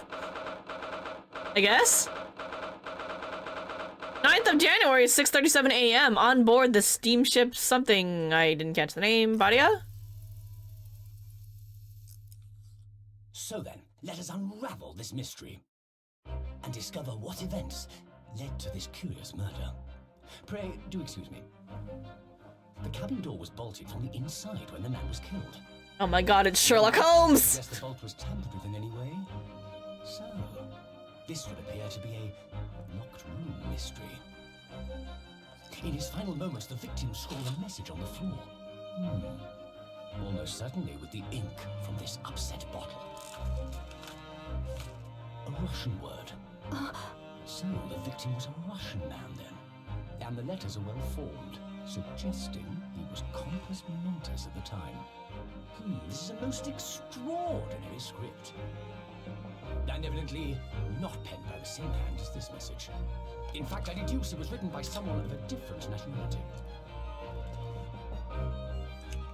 The heck is going on here? This paper seal was placed just prior to the incident by the victim himself, I would venture. Well, what have we here? Who are you, and what do you think you're doing here? No one must touch before maritime police come. We must wait! Shh. That won't be necessary. You see, in less than 5 seconds from now, I will reveal the killer to you. What? Don't be absurd. This is murder. I leave cabin locked from inside. Ah yes, the locked room. But that mystery is paper thin. You don't mean the culprit is in there? Who are you, and where have you come from? I'm a great British consultant detective, the only one in the world. Sherlock Holmes. You must have heard of me. Really? Sherlock Holmes. That's pretty good. That's good. I like that. That was incredibly stupid, but I liked it. So, what are we doing here? Oh shit, sorry. History? My head is throbbing. What's going on? Something's not right here. There's trouble in the air.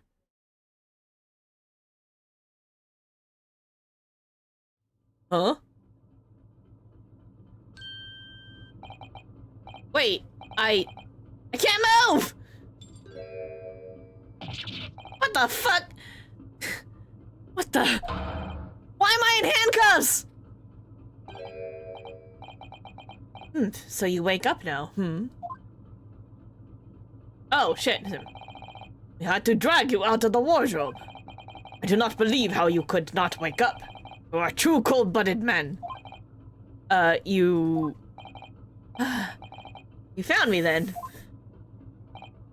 Ah, we found you. And now you pay. Criminal. How long are you hiding in that tiny wardrobe? Sorry? Now you have been found. It is time to admit your crimes. Unless you want to find out how cold ocean is, No, I'll tell you everything! There's only one thing I'd like to know from you. Isn't that... Oh, shit! Why did you do it? Why did you take his life? But, Mr. Sato! Wait, what'd you just say? Is this... Are we just gonna be the defendant this entire time? What's happening? Take his life?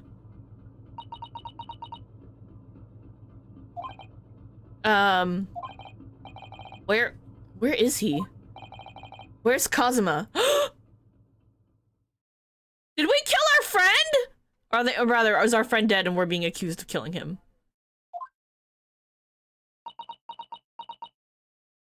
Ha! You pretend you do not know? You are a wolf in sheep's pelt. You are the killer. Do not try to make excuses. What? Kazuma-sama's body was discovered not long ago. Here, this very cabin. It was bolted shut from the inside. His body?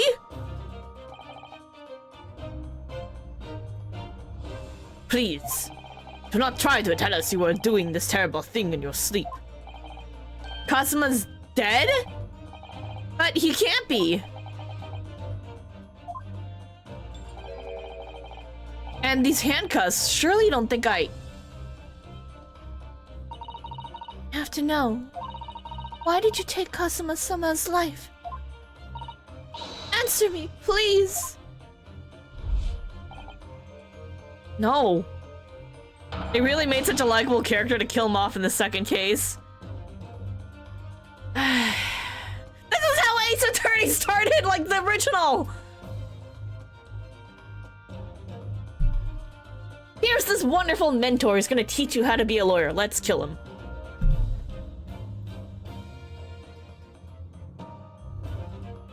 Why? Kazuma.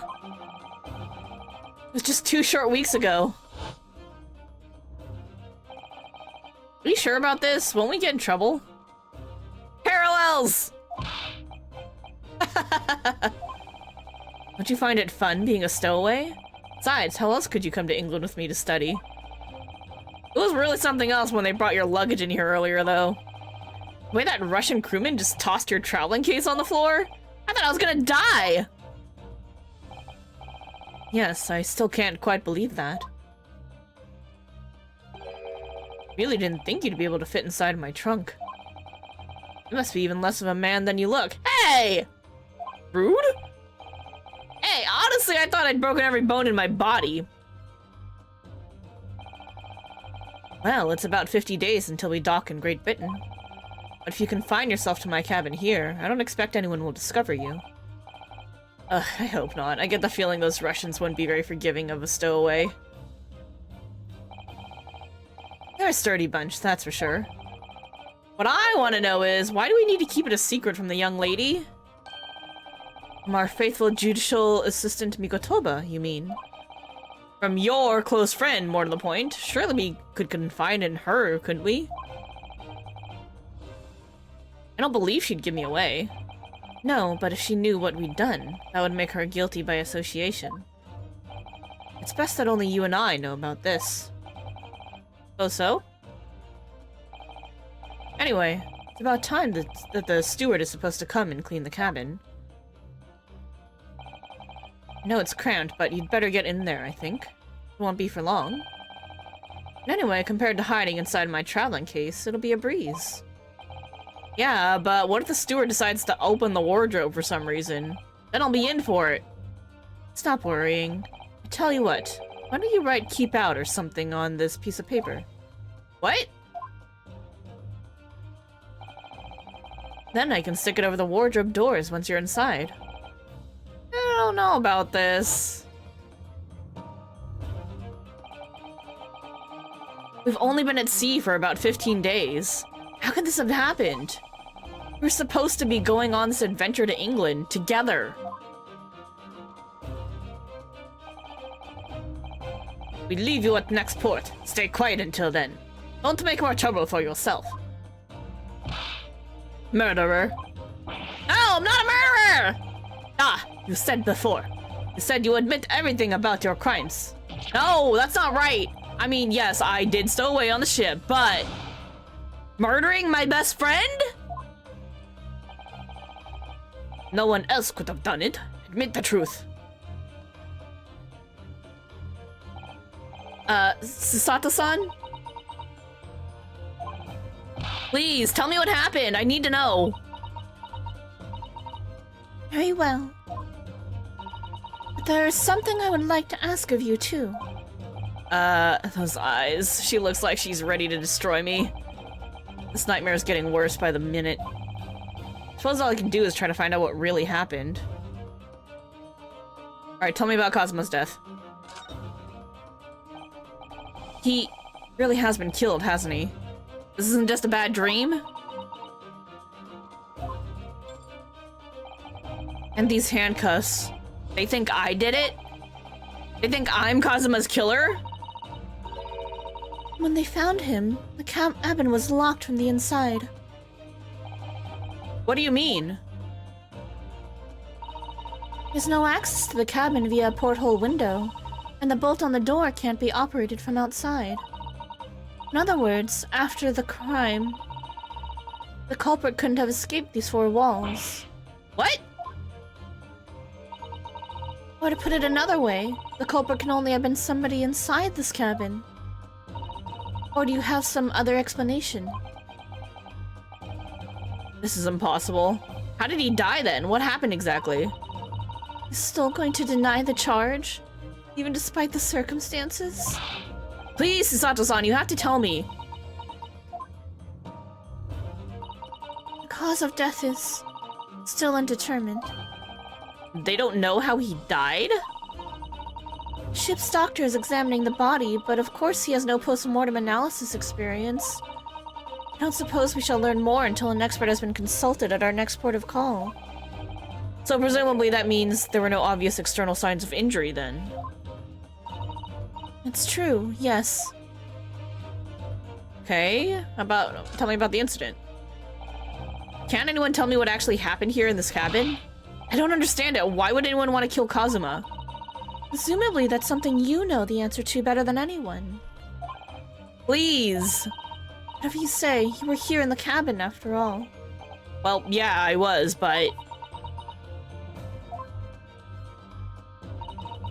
He would always wake before dawn and do his training first thing in the morning.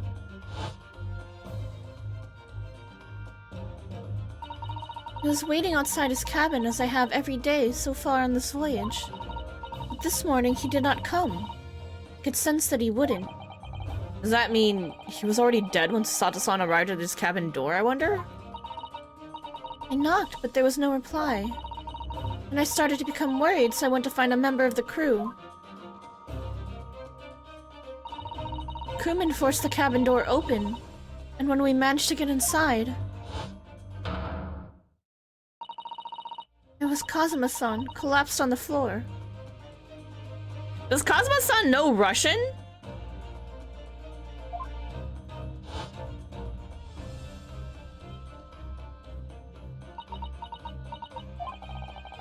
And the white tape there now shows exactly where he was found, I suppose. I had no idea anything had happened. I must have been asleep in the wardrobe somehow. I wish it wasn't the case, but it's just very hard to believe. This is all very hard to believe for me too, trust me. Now I've told you everything that I know. It's my turn to ask you a question. Yes, alright. My head feels so heavy. It's still throbbing like anything. Okay. Stow away. Why we stowed away? Why are you even on board the ship, Naruhodo-san? Said something before about being a stowaway, didn't you? Oh, yeah. I'm afraid that's true. It's 2 weeks since we left Japan now, and I've been shut up in this cabin the entire time. I had no idea.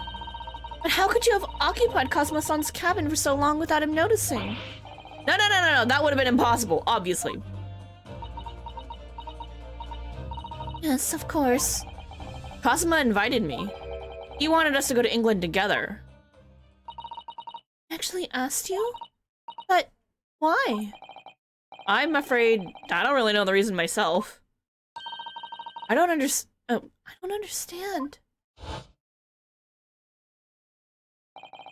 Kazuma, why do you want this? What's the real reason? Why go to such extreme lengths to smuggle me to England with you?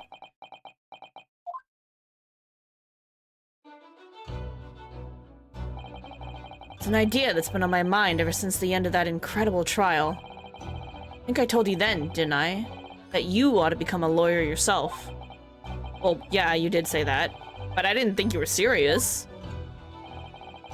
You have a talent for it. I can assure you of that. But I've never really thought about becoming a lawyer. Well, that's something you can decide for yourself. London is at the spearhead of cultural development, center of the world in many ways. There can't be any harm in seeing such an important place with your own eyes, can there? Well, no, definitely not. But on a personal level, if you were to become a lawyer, then what? Nothing. Forget it.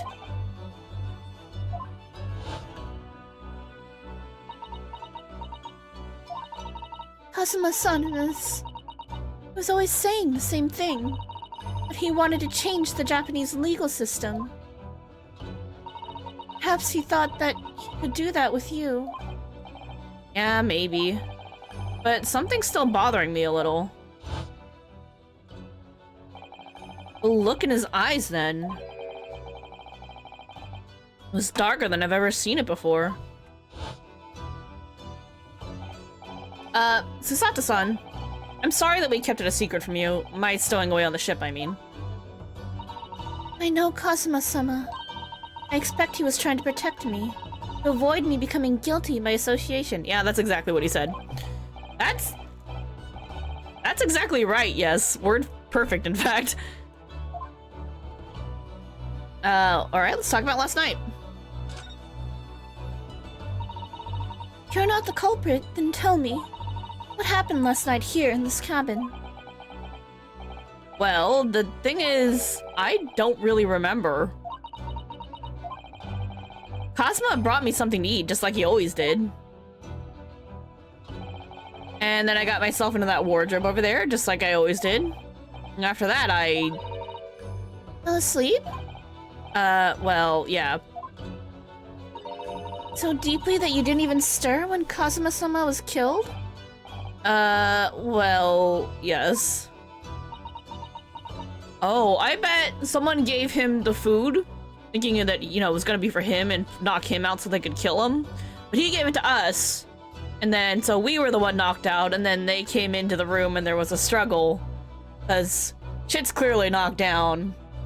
Unexpected struggle. But then the question is, how did they get out? I know it sounds unbelievable, really, I do, but it's the truth. If only I'd woken up, then perhaps I wouldn't be in this predicament. For some reason, my head's still throbbing like anything. Really?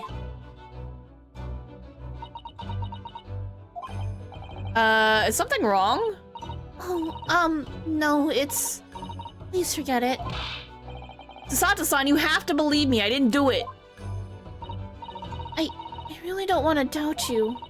But the trouble is, there is no one else who could possibly have done this.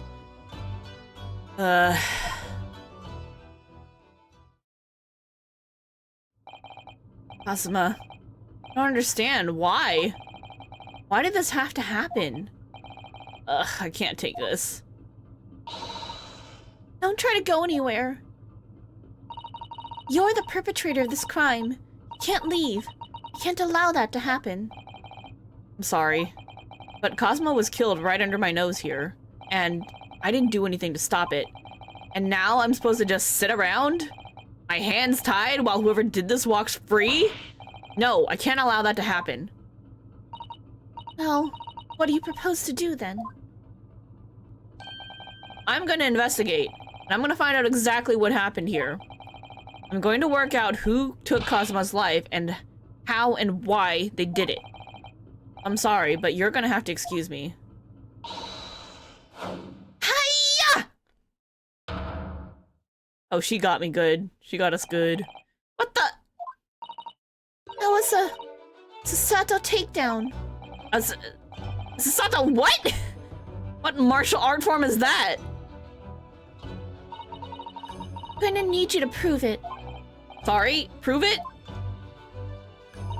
Yes, your innocence. I need evidence. But how am I supposed to... We did get flipped.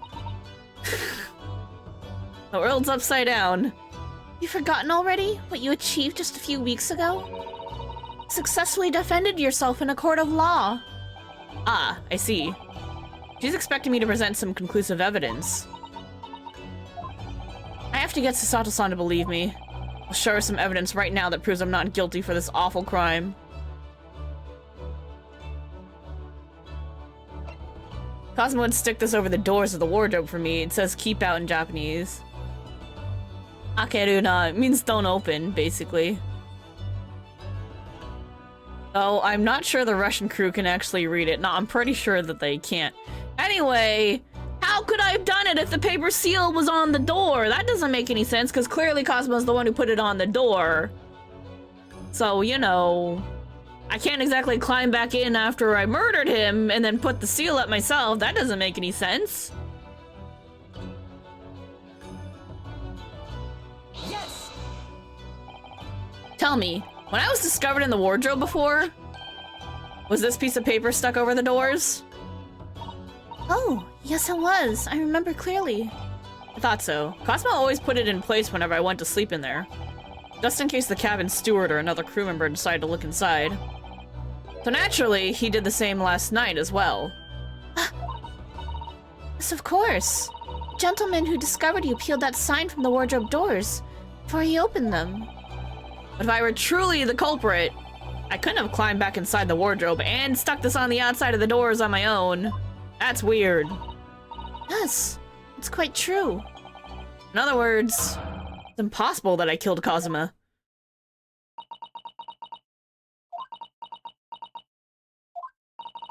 Well, even if you are sprawled hopelessly on the floor, I can see why Kazuma-san thought so highly of you. Thank you, Sato-san. Now, do you think perhaps you could help me up?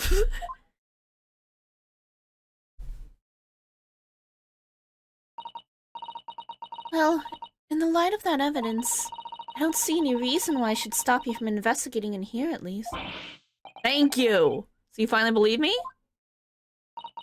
I'm sorry. No. What?! I'm not sure yet. I can't rule out the possibility that you used some sort of conjuring trick to put the sign back in position. What does she think I am, a magician? I'm not Trucy. For now, I suggest you investigate as thoroughly as possible in here. I'll do the same. Alright, let's get to work, Sato-san. Please don't misunderstand me. I still have my doubts. Oh. I shall be watching you to make sure you do nothing that might disturb the crime scene. I wouldn't want you using your conjuring tricks to destroy evidence, for example. Fuck. Right. Well, anyway, I should make a start on investigating in here. Examine everything I can. Kazuma, I swear, will avenge your death. I knew that was a death flag at the end of the last case! Oh my god.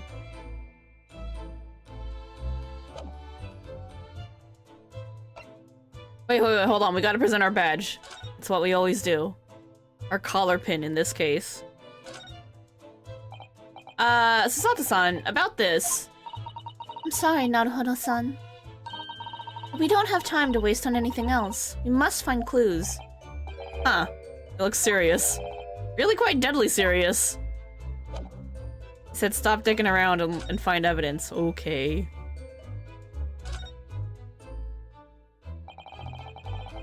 These are the rules of passage for travel aboard the SS Burya.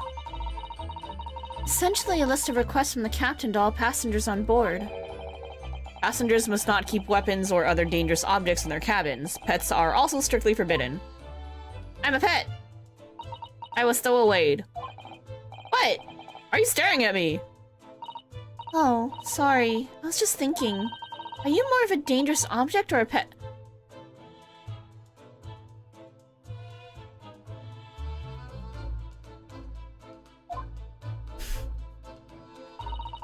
I can't decide.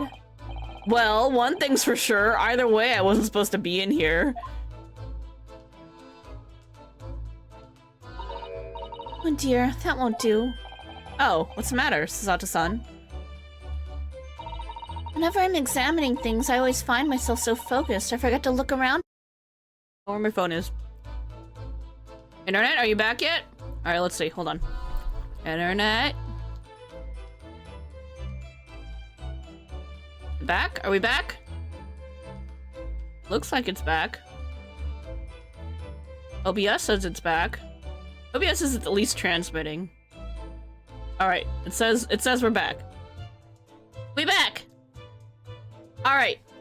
All we missed was the look around tutorial where she's like, I hope you're not forgetting that you can look around, and we're like, no, of course not. I definitely know to use the B and M keys to look around.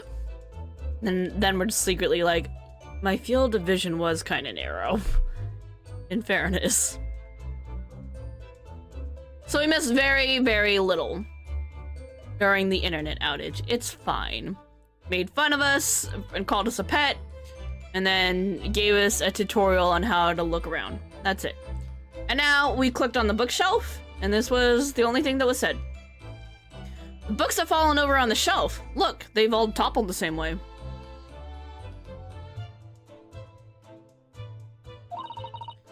And what's this? A statue of some god of the sea? Although he's fallen over as well. Yeah, it's almost as if the whole shelf has been ransacked, and everything mown down at once. I wonder if... perhaps it was Kazuma-sama doing his morning sword training, do you think? Why? They wouldn't fall over, they would get sliced. He keeps it very sharp. I seriously doubt it. And perhaps... it was you, Naruhodo-san? In a fit of rage. I wouldn't have bothered leaving the wardrobe just to mess up a few books in his statue. But the way these things have been thrown about have anything to do with the case, I wonder? Someone was looking for something in his room. He's on some kind of secret mission and somebody was after something. We're gonna get a lot of political intrigue and spy shit? Is that what's gonna be happening? Well, I'll just set everything straight again. I don't like to see a mess.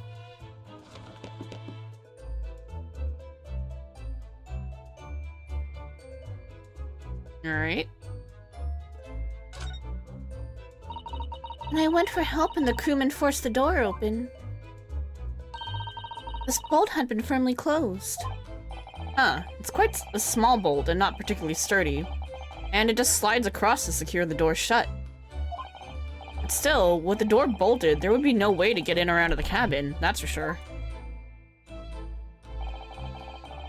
It's no wonder everyone suspects me.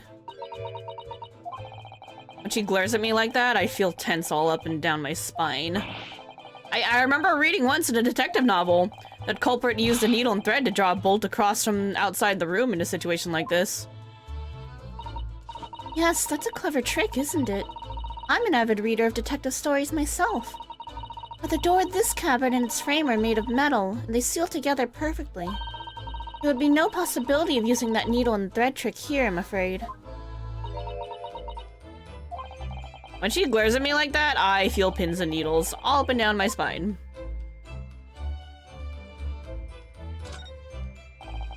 Perhaps I should see what this Russian crewman makes of the scene of the crime. Excuse me? What?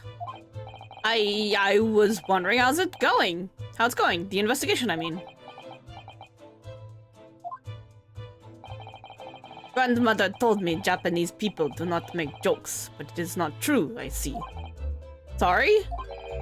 A criminal asking investigator for information about his crime? Very funny. Oh, it wasn't supposed to be a joke. Doesn't appear to be laughing either. It's convinced you're guilty. You might have useful information, though. I have to keep trying. So, last night, did you notice anything out of the ordinary at all? Yet, of course not. I'll back to corner of a room and make silence. Say no more to you. Did I hit a nerve? Just for a minute there, he seemed a little flustered.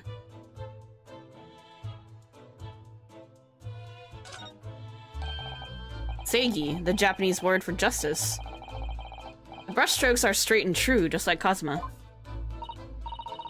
Yes, his calligraphy always was a reflection of his heart. Can you really look at those characters without feeling shame? Knowing who drew them so thoughtfully? Of course I can! I mean, I'm innocent, so why shouldn't I be able to? Even though you stowed away on the ship? Now you're gonna bring that up, are you? I can't win. Why are you mean to me? There's nothing on this table at all. The plate and cutlery are all over the floor for some reason. Yeah, it's strange. Last night when I went to sleep, I'm sure everything was still. No, wait a minute. What is it? That's funny. I can't seem to remember anything about what happened after dinner at all. So then perhaps you are responsible for what happened to Cosma-sama. Cosma straight and true? Nah. No.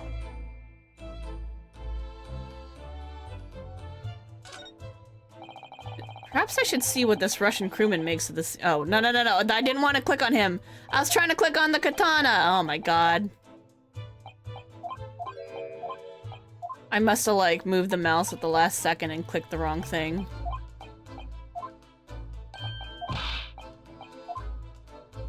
We hit a nerve.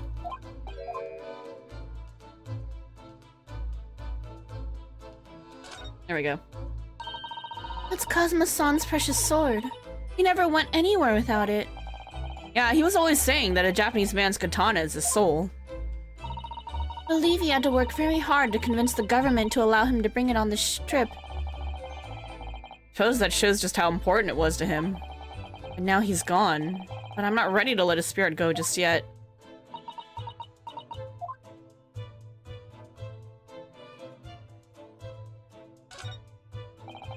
That's my dinner from last night. A roast chicken. It was really tasty. What a weird bone for a roast chicken, though. That's huge. Oops. Yes, it was very delicious, wasn't it? But did you eat it on the floor here? I'm not a dog, Sasato-san. I ate it on the table, of course. Which begs the question of when and how the plate ended up on the floor. But Kazuma-sama didn't like chicken at all, did he? No, that's right. So he didn't touch it. Which meant all the more for me. Oh no, does that mean Kazuma-sama spent his last night on this earth with an empty belly? It's just too horrible. Ugh, now I suddenly have a guilty conscience and an achy stomach. So there was definitely drugs in the chicken, right? What's this? What do you think this is? It looks like a broken piece of glassware. Whatever the thing was, it appears to have broken clean in two. Glass is such a beautiful color. It looks like a cute little Netsuke fastener from a kimono outfit. I'm not sure that sounds like Kazuma. He wouldn't have secretly carried a cute little trinket like this around with him, would he? The mark beside it. What is it, I wonder? It has a sort of brick-like hue. Yeah, you're right. It is the color of a brick, isn't it? Even though I don't see anything of the same color anywhere else in the cabin.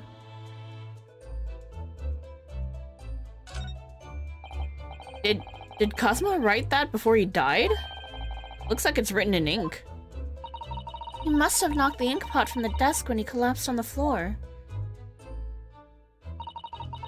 And I suppose he wrote this message by dipping his finger in the spillage? Poor Kazuma-sama. No doubt he was in terrible pain. Almost unbearable to imagine it. I suppose he was trying to leave some kind of a clue in his final moments, was he? I'm sorry, partner. But I can't read your writing. Why would he leave it in Russian? Wouldn't he leave it in Japanese? So that I could see it if he was gonna leave a message? Or Sasato even? Anybody? Why would he leave it in Russian? I don't think that's Japanese, Naruhodo-san. What? Then what language is it? It pains me to admit it, but I don't know. It's not a foreign script I'm familiar with. What does it mean, I wonder?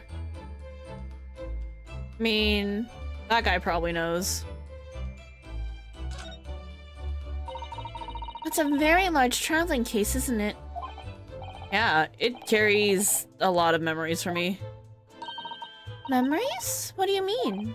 Well, that's actually how I stowed away on this vessel. I was brought on board inside that case. Ah, yes, I see it says this way up. Japanese. Which in hindsight, I should have realized the foreign crewman wouldn't be able to read. I was turned over and over and over. And then I was tossed on the floor in here. Oh dear. Being a stowaway isn't as romantic as it sounds. Well, it was less painful than a Susato takedown.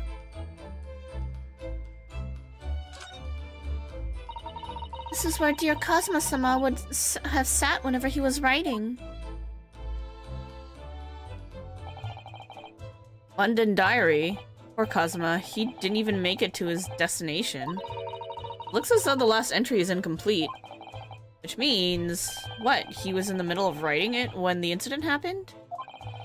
Let's see what it says. It could be a valuable clue. Hiya! I just wanted to read it! You could read it with me!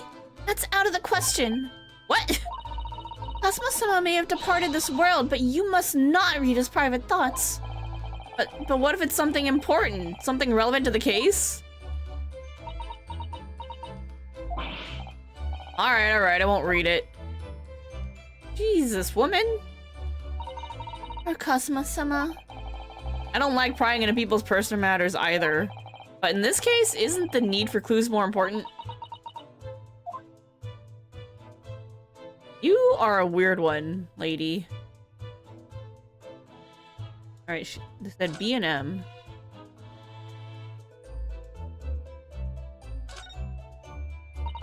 I think that's some kind of opening for a ventilator. Hole through which fresh air can circulate into the cabin. Is it removable? Because that's the real question here. Isn't that a little odd? What do you mean? Well, this ventilator, if that's what it is, looks like it must connect to the next door cabin. Yes, it would appear to. You're right. But if its purpose is to allow fresh air into the room, surely it would be connected to the outside. That's true. Perhaps it's so that rain and spray don't find their way in when the seas are rough? Or something like that? I suppose? Maybe that's it? What the fuck?! Who's that? He wasn't there a minute ago. As far as I can tell, it looks like he might be European. Oh, how did he... You've noticed the man too, have you? I have no idea who he is or how he got in here, but he looks suspicious. And tall. Suspiciously tall! Naruhodo-san, don't tell me. Do you really not know who that is? No? Well, no, I don't have any foreign friends or acquaintances at all. He doesn't even look like a member of the crew. There's something very unusual about him. Is he investigating Kazuma's desk, or is he just playing on it? I can't tell. Well, in that case, we simply must talk with him. Am I just imagining it, or does Sato-san look almost uncontrollably excited? By the way, I expect that you've noticed already, but just in case, you press space on people when they're in crosshairs, you can converse with them. Yeah, I got that. Alright, then I'll get that suspiciously tall gentleman in my sights and see what he has to say for himself. Oh, please do. Okay, but later. I'm not done looking around. Some 2 weeks since we set sail from Japan. Have you really been living in that wardrobe the entire time, Naruhodo-san? I think living isn't quite the right description. Oh, no, I suppose not. Although it must have been rather exciting making this voyage in your own secret hideout. The trouble was, I never knew when a member of the crew might come in. So yeah, I did basically have to live in the wardrobe. And last night was no exception. But because of that, you have no idea what was happening out here in the cabin. No, sadly not.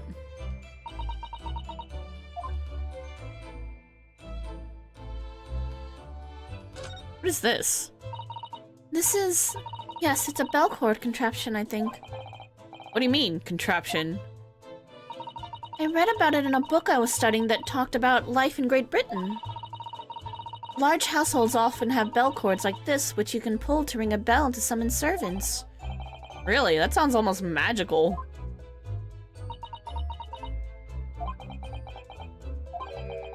Shall we give it a little try? Yes! In the interest of cultural research, obviously.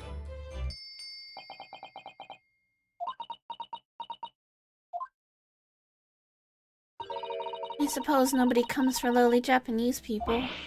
No, I'm sure it's just that everyone is busy, that's all. How sad.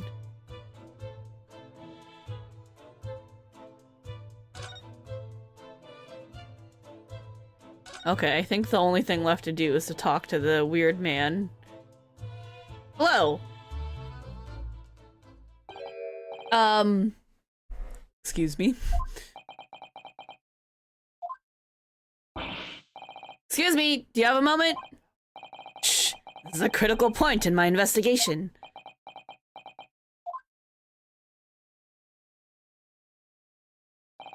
Maybe I should leave him alone. Oh, maybe I should leave him alone. He seems a little unfriendly. Yes, perhaps that would be for the best. Greetings! I hope I... Let me finish reading what you're saying. I hope I haven't kept you long.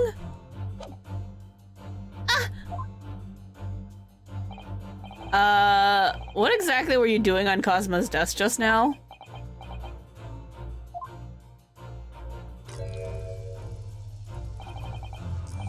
Ah, I see. Fascinating. Sorry? What do you see? It feels like he's looking right through me. Oh, yes. Everything is clear now. Train of reasoning has run its course. My deductions have crystallized. You have been in Afghanistan, I perceive. Just recently returned, if I'm not mistaken. Are you actually a shit detective?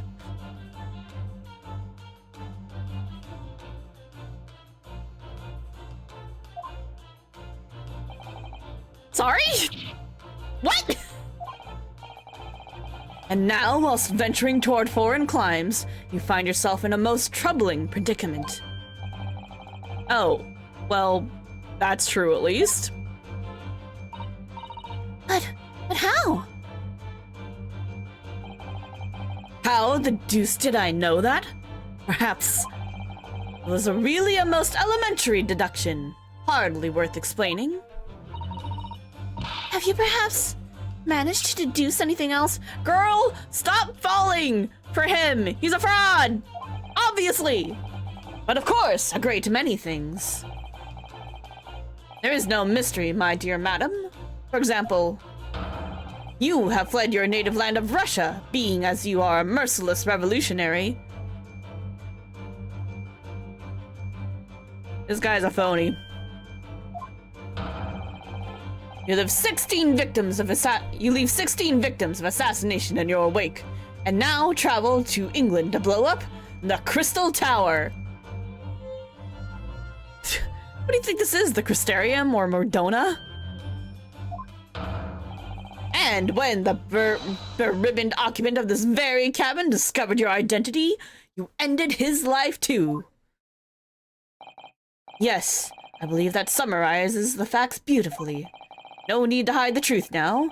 Nothing deceives these eyes. The Afghanistan line is very similar to the very first thing Holmes says to Watson in the first Sherlock Holmes book. That's hilarious. That's actually really good. That's a really nice reference. This guy, though, complete and utter phony. Why leave to Herlock Sholmes what you could leave to Professor Layton? Same. There's a ton of great references. Awesome. That's really cool. I'm enjoying that. Just to be clear, you are talking about me, are you? Certainly I am. Do you see another in this cabin who fits the bill? A Russian assassin with 16 victims to his name? I don't even see one person who fits the bill.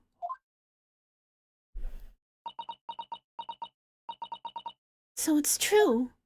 It was you who did this to Kazuma-sama. What? You know I'm not from Russia! Why are you falling for this malarkey? I don't know what else to call it. You're plotting a revolution too? It's shameful behavior, Naruhodo-san. Absolutely wicked. No, listen, there's no way I want a refund on my assistant. Now explain yourself. Tell me everything. This is ridiculous.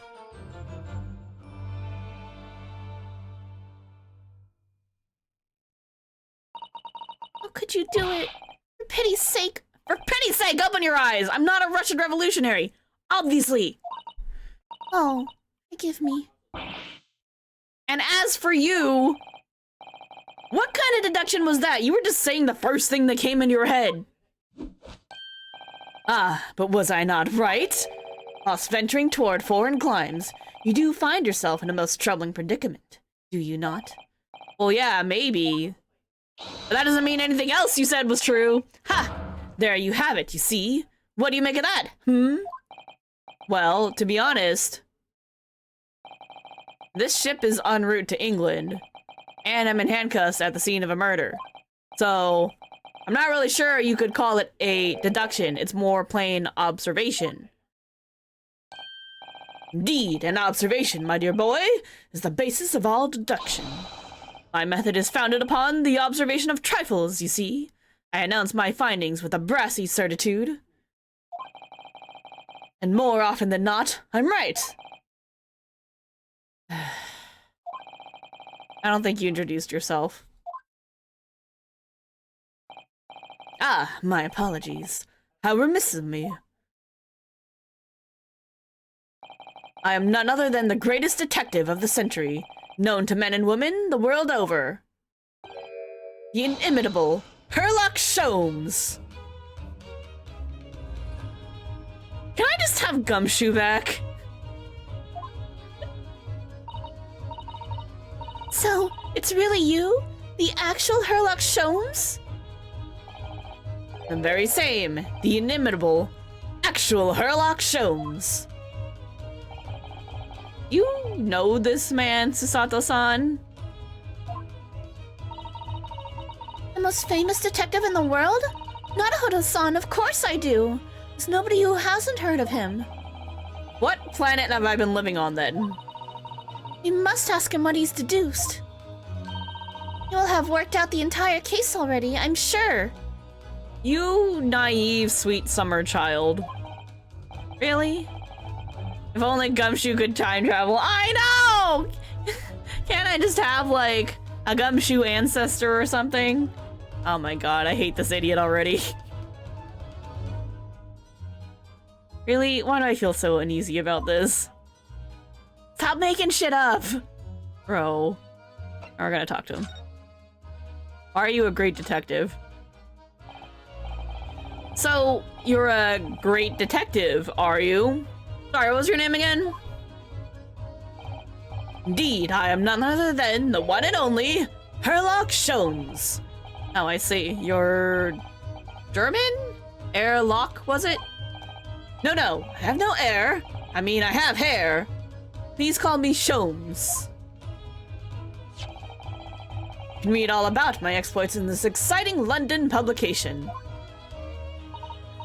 Oh yes, Ranced Magazine, full of wonderful short stories and interest articles from Great Britain. I never miss an issue. I have it sent from England especially. Ah, yes, here it is. The Adventures of Sherlock Sholmes. So, you're the protagonist in a series of short stories, then? Indeed, I am. And you've read so many of your own stories, you've started to think you really are a detective.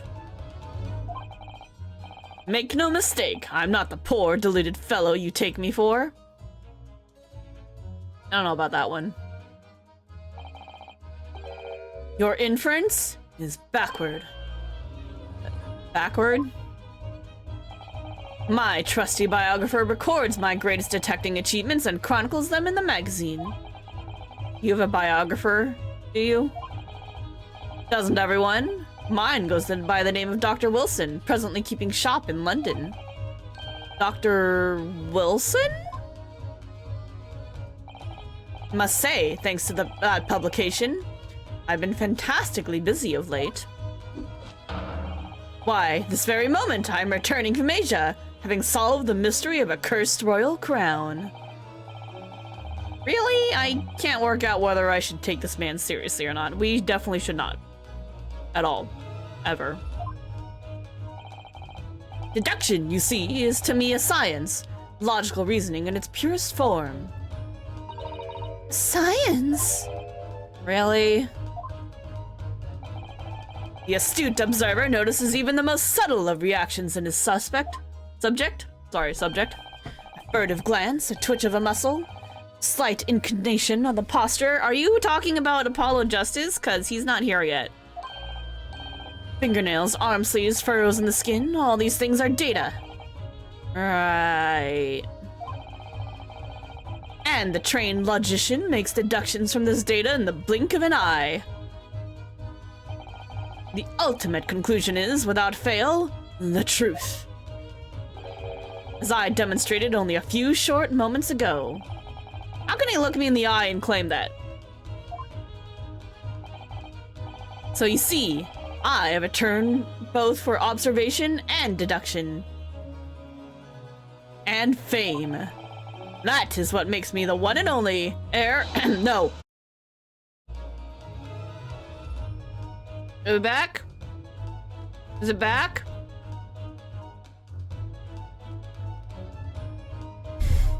That's annoying. We're gonna stop soon because this internet thing is really annoying. It's been really dumb, like, for the last week, and I don't know why. Anyway, I don't think much was missed because I caught it when it went off this time, but I also accidentally clicked something, so we lost one line. Anyway, that is what makes me the one and only heir. No, Herlock Sholmes. And then I said, I bet this is just some fanboy who read the Herlock Sholmes fiction stories and was like, I could do that. And then just took on the pseudonym. Anyway, people be stupid. Alright. Let's talk about Cosmo's death, shall we?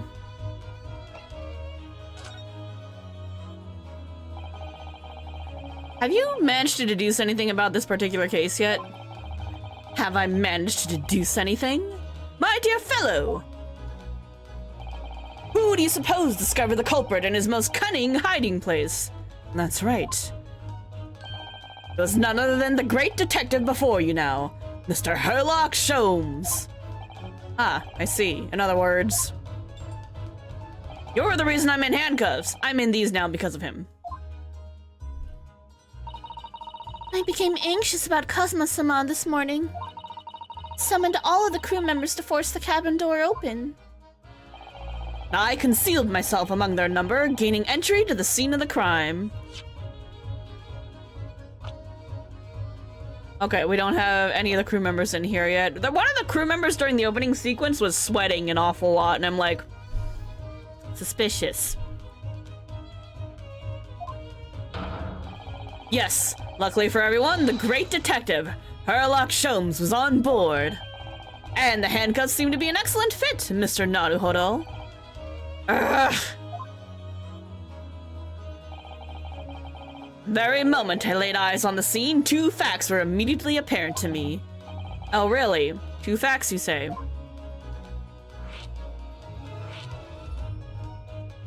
Tell me about these two facts. Mr. Sholmes, tell us, please. What two facts were apparent to you when you came into this cabin this morning? Ah, yes. But first, let us be precise. The two facts in question were immediately apparent to me. Yeah, I understand. But what were they? Allow me to elucidate. The two facts that I deduced from a mere momentary glance at the scene of the crime were as follows. Number one, the cabin was locked from within, rendering escape of the culprit out of the question. Number 2. The victim was Russian, killed following a dispute with an acquaintance. Sasato-san, you have to realize that just with this statement alone, this guy is a fraud, a phony. He doesn't know what the fuck he's talking about because he thinks Kazuma-san was Russian, and you should know the truth about that.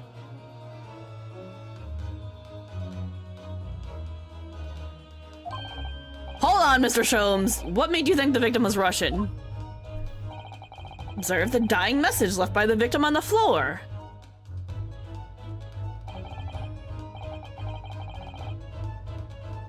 Tap something. That is the Russian word for wardrobe. You really think Kazuma-sama could have left a dying message in Russian? In their final moments, many find their native tongue filling their head. For this young man, Russian. Sasato-san, please. Please! Get a fucking clue!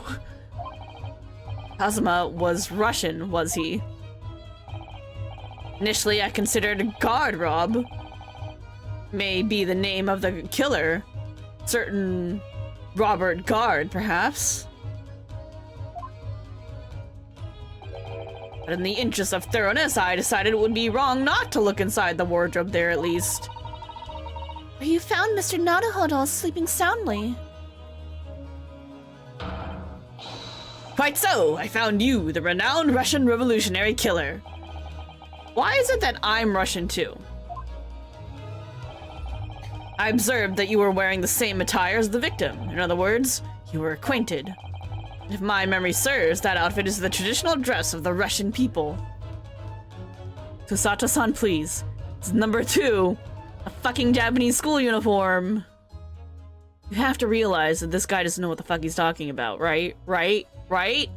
You're not that naive.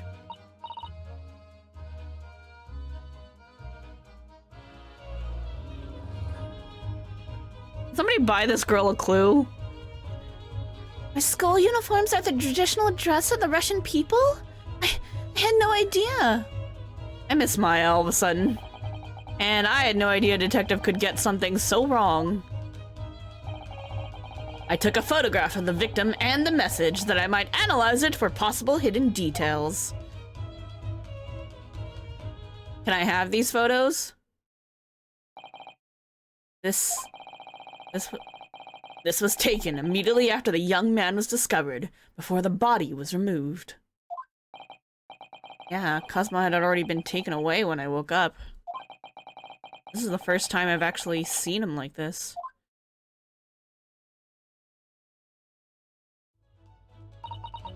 Are you alright, Mr. Naruhodo? Oh, yeah, thank you.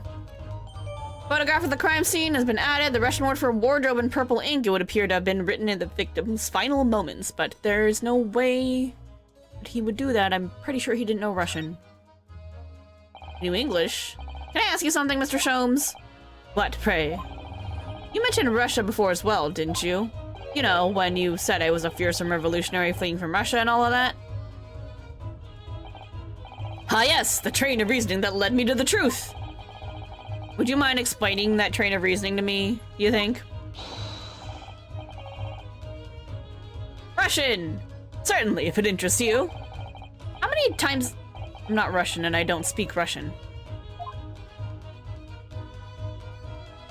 Talk about your deduction just now. Can we talk about your deduction before? The things you concluded about me, I mean. Ah, the now famously accurate troubling predicament you find yourself in? Actually, no, it was the other details that I was more hoping to discuss. You know, the merciless Russian revolutionary and assassin of 16 part, and something about me coming from Afghanistan. Ah yes, the more sordid details. It was a fairly commonplace deduction. Here we have this morning's paper. The main headline reads... Revolutionary villain Bolshevik leaves Russia via Shanghai. This vessel made a port call at Shanghai yesterday. Last night, the young Russian was murdered. Since when was Cosma a Russian? It sounds like Mr. Sholmes has concluded he was Russian because of what Kazuma-sama wrote on the floor. It was a simple act of reasoning to realize that the culprit of this crime was the same merciless revolutionary. One who would kill the very man who helped him to escape after his true identity was discovered. Yes, you, villain Bolshevik. No, how could it be me? I don't look anything like this man, just look at his face. Well, you are a fearsome revolutionary after all. Therefore, you have no doubt learned to revolutionize your appearance as well. This guy high? What's in that pipe you're smoking? Ugh, please. And I might add, your name does not appear on the ship's passenger list. Need I say more? Because I'm a fucking stowaway, you numbnuts? Well, that's because I'm a stowaway. What about the other details? The 16 victims of assassination and blowing up the Crystal Tower? Ah, yes, the journalist clearly interviewed the man and printed all those particulars in the article. The deeds the man has perpetrated thus far, and those he is plotting. Yes, everything about this revolutionary Bolshevik was included. There can be no mistake. Do revolutionaries usually agree to interviews with newspaper reporters, I wonder? And what about the part where you said I was just returning from Afghanistan? Also quite clearly stated here in the article. Bolshevik has recently returned after a period of subversive activities in a war-torn region of Afghanistan. Where even is it, anyway? This Afghanistan place.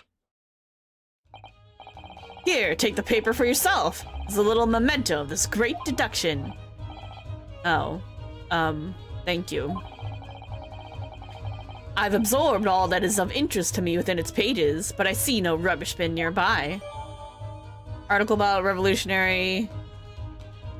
Russian newspaper headline reads, Revolutionary villain Bolshevik flees Russia via Shanghai. And you may find the article on the back page of interest as well. On the back. Cast your eyes over it sometime if the interest takes you, though you may need someone to interpret. It's all written in Russian. I couldn't hope to read it. But I suppose it wouldn't hurt to just glance at the article. Maybe there's a picture or two. I'm gonna do that right now.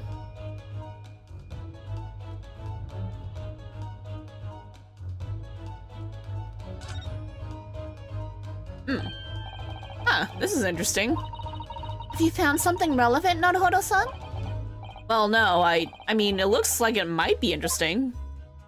I can't read a single word, I can't read a single word, I'm afraid. No, nor can I. But look at this picture. Perhaps it's about a beautiful young Russian princess, do you think? She's very pretty, isn't she? Suppose you enjoy articles like this, do you? I don't know. I can't make any sense of it. Ah, I'm glad you noticed this article. You told me to look at it. Allow me to give you a short summary of its contents. Oh, thank you. He pops up everywhere, this Mr. Sholmes. About the disappearance of a young lady last night. Renowned prima ballerina of the Novovik Ballet disappears from Shanghai. During a performance in Shanghai, the famous dancer was reported missing. She is, of course, the talented young Nikolina Pavlova. Why are Russian names so hard to remember? It would appear the woman was in costume when she was found to be missing from her dressing room, wearing the diamond tiara you see pictured, which is worth some 20,000 rubles. Oh, how much is 20,000 rubles? I have no idea. I'm quite sure. It must be an unbelievable sum of money. Sato-san's eyes are shining like diamonds themselves.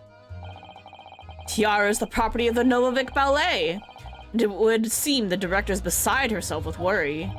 Yeah, I'm not surprised. That's money. The company is most anxious to recover both Miss Pavlova and the valuable tiara. They've requested international assistance at all ports with sailings to Great Britain. Could this be another case of a Russian fleeing his or her country? It does seem to be the Russian thing to do. I'm not even going to dignify that with a response, Mr. Naruhodo. Alright, ballerina article entered.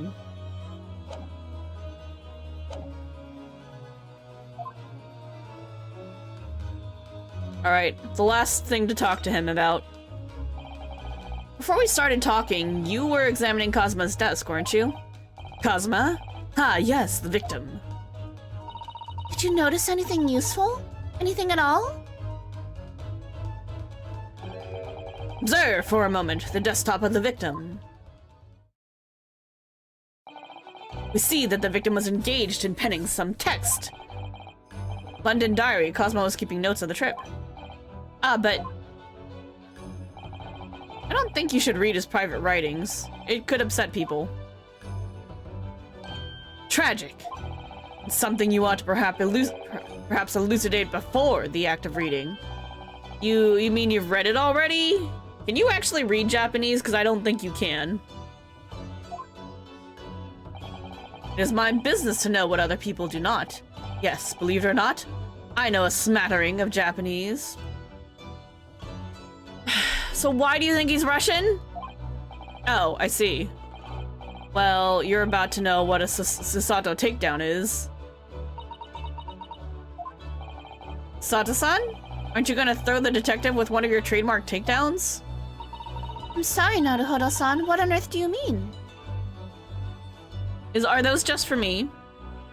And you don't care that someone else is reading his private thoughts? Life is so unfair. Anyway, to return to the matter at hand, namely this diary belonging to the victim. It would appear the final sentence is incomplete, as if the author were cut short. Tell me, what is the nature of the writing? Pray be precise as to details.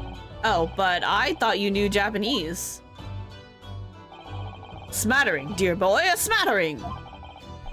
Sayonara, bonsai, mikado! Nado. Trust you're suitably impressed? This diary is littered with complicated-looking characters, of which I can read precisely none!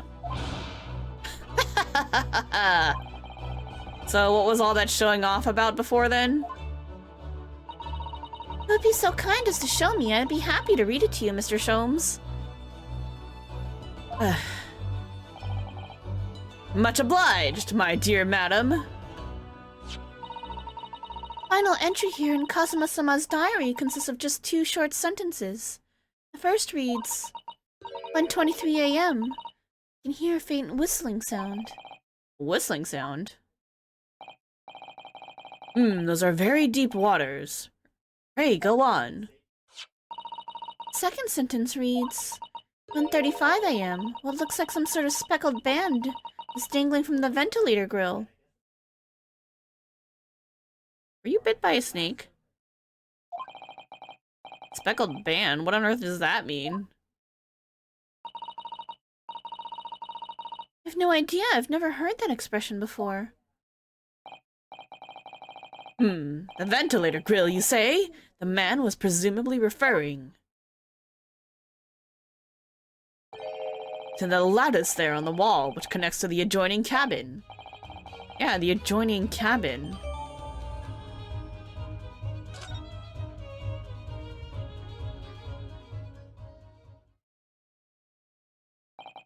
So, I believe I've given you enough to consider for the time being, at least. He was killed by a snake. Why? I don't know. Do you have somewhere to go? As it happens, the victim's writings in his diary have piqued my interest. Matter warrants further investigation, I believe. If I am still too long, the seasickness takes hold. Oh, suppose so. You're thinking of investigating the cabin next door, which the ventilator connects to? Great detectives are a curious breed. Our minds rebel at stagnation. We crave mental exaltation. So yes, I intend to investigate. Hence the truth will become clear soon enough. Don't touch anything without me. I don't trust you. You think perhaps that we could go with you? No, that would be somewhat complicated. What? But why? A simple glance at your wrist should reveal the answer. Oh, these. After all, you're the prime suspect in this matter, no? There's no point in trying to turn it into a question. You're the one who decided I was the culprit in the first place. Whatever do you mean?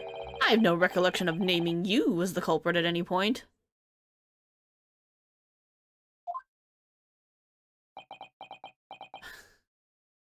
What? You must be joking! You just said it only a moment ago.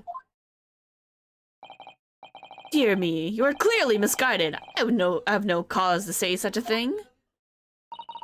Well, actually, Mr. Sholmes, I did hear you say that too. Quite sure? Well, that's very strange.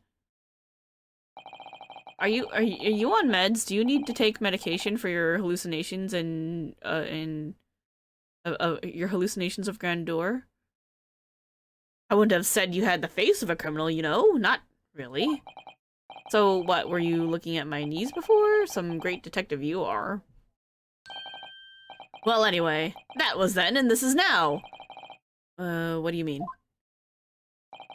What I mean, sir, is this. You are the culprit, then you must play the part more convincingly. Roll over and accept your fate. This has to be a fanboy, right? Not a real detective? Now he's just being plain rude.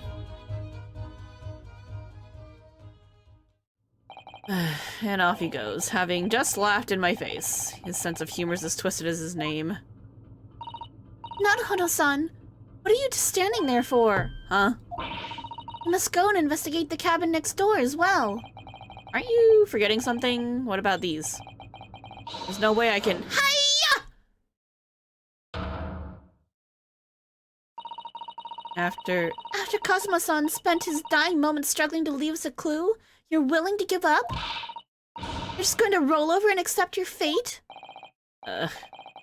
if you gave me any choice in the rolling over part.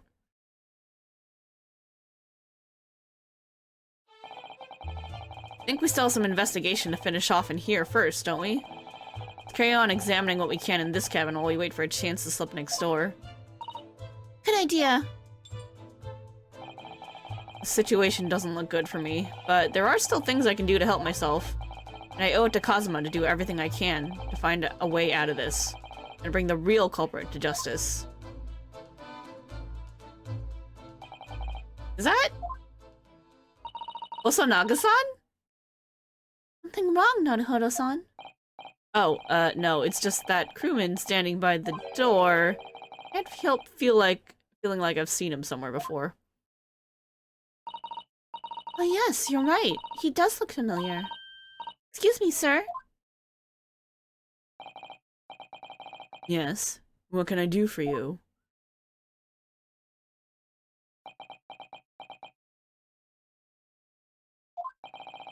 I recognize that face, but it can't be.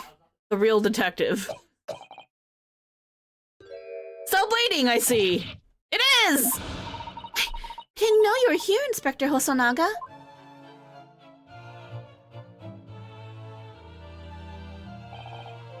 Hello again. What are you doing here? And I think that should be my line. I was so stunned when I saw you, my heart stopped. Nearly stopped. I hope so. Oh, sorry, I hope. Not saying that she was trying to— okay. Nearly stopped, I hope, is what she said. I hope. Nearly stopped, I hope. Not like actually stopped. There we go. I received some special orders to go undercover as a member of this crew and board the ship. Again? You certainly seem to enjoy undercover work, Inspector. If there's anything I can do to help you, please ask. I never expected to see this man on board. But perhaps his presence can help me out of this hopeless situation. Okay, but I think that's gonna have to wait until next time. We're gonna quit while we're ahead because the internet is being a huge butt right now. It keeps disconnecting us, and it's really annoying to staple the VoDs back together. So, this is where we're gonna stop for the evening, but we will resume next week. So let's exit the game. Beep beep beep beep. Save.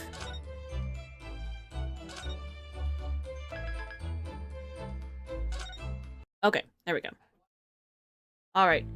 Thanks y'all for watching. I hope you guys enjoyed it. That was a nice ending that we got to the first case, and then some shenanigans happened for whatever reason, and like I don't know why we didn't expect it, but our friend's dead. Our friendo is dead, and we are once again accused for murder. I was like, I'm gonna have to change the stream title next week, because I'm not a murderer, I swear. But no, apparently we are still, for whatever reason, a murderer. Anyway, let's go raid a friend who's on right now on twitch.tv. Oh, there's Dargil Inkling. Let's go bother Dargil Inkling. Dargil Inkling, who was here earlier. Alright. So, thanks again once again, everybody. I appreciate you all for stopping by, all the lurkers, VoD watchers, chatters, everybody. You're all great, I appreciate you. If you want to see more, go ahead and follow so you can see when we go live to resume next week. Otherwise, have a great weekend, everybody. Hope you have a wonderful rest of your week, wonderful start to the week, wonderful evening. So thanks again, and I will see you guys all next time. I don't really know for a read message, just say hello, send good vibes. Alright, have a good night everybody, I'll see you later, and bye!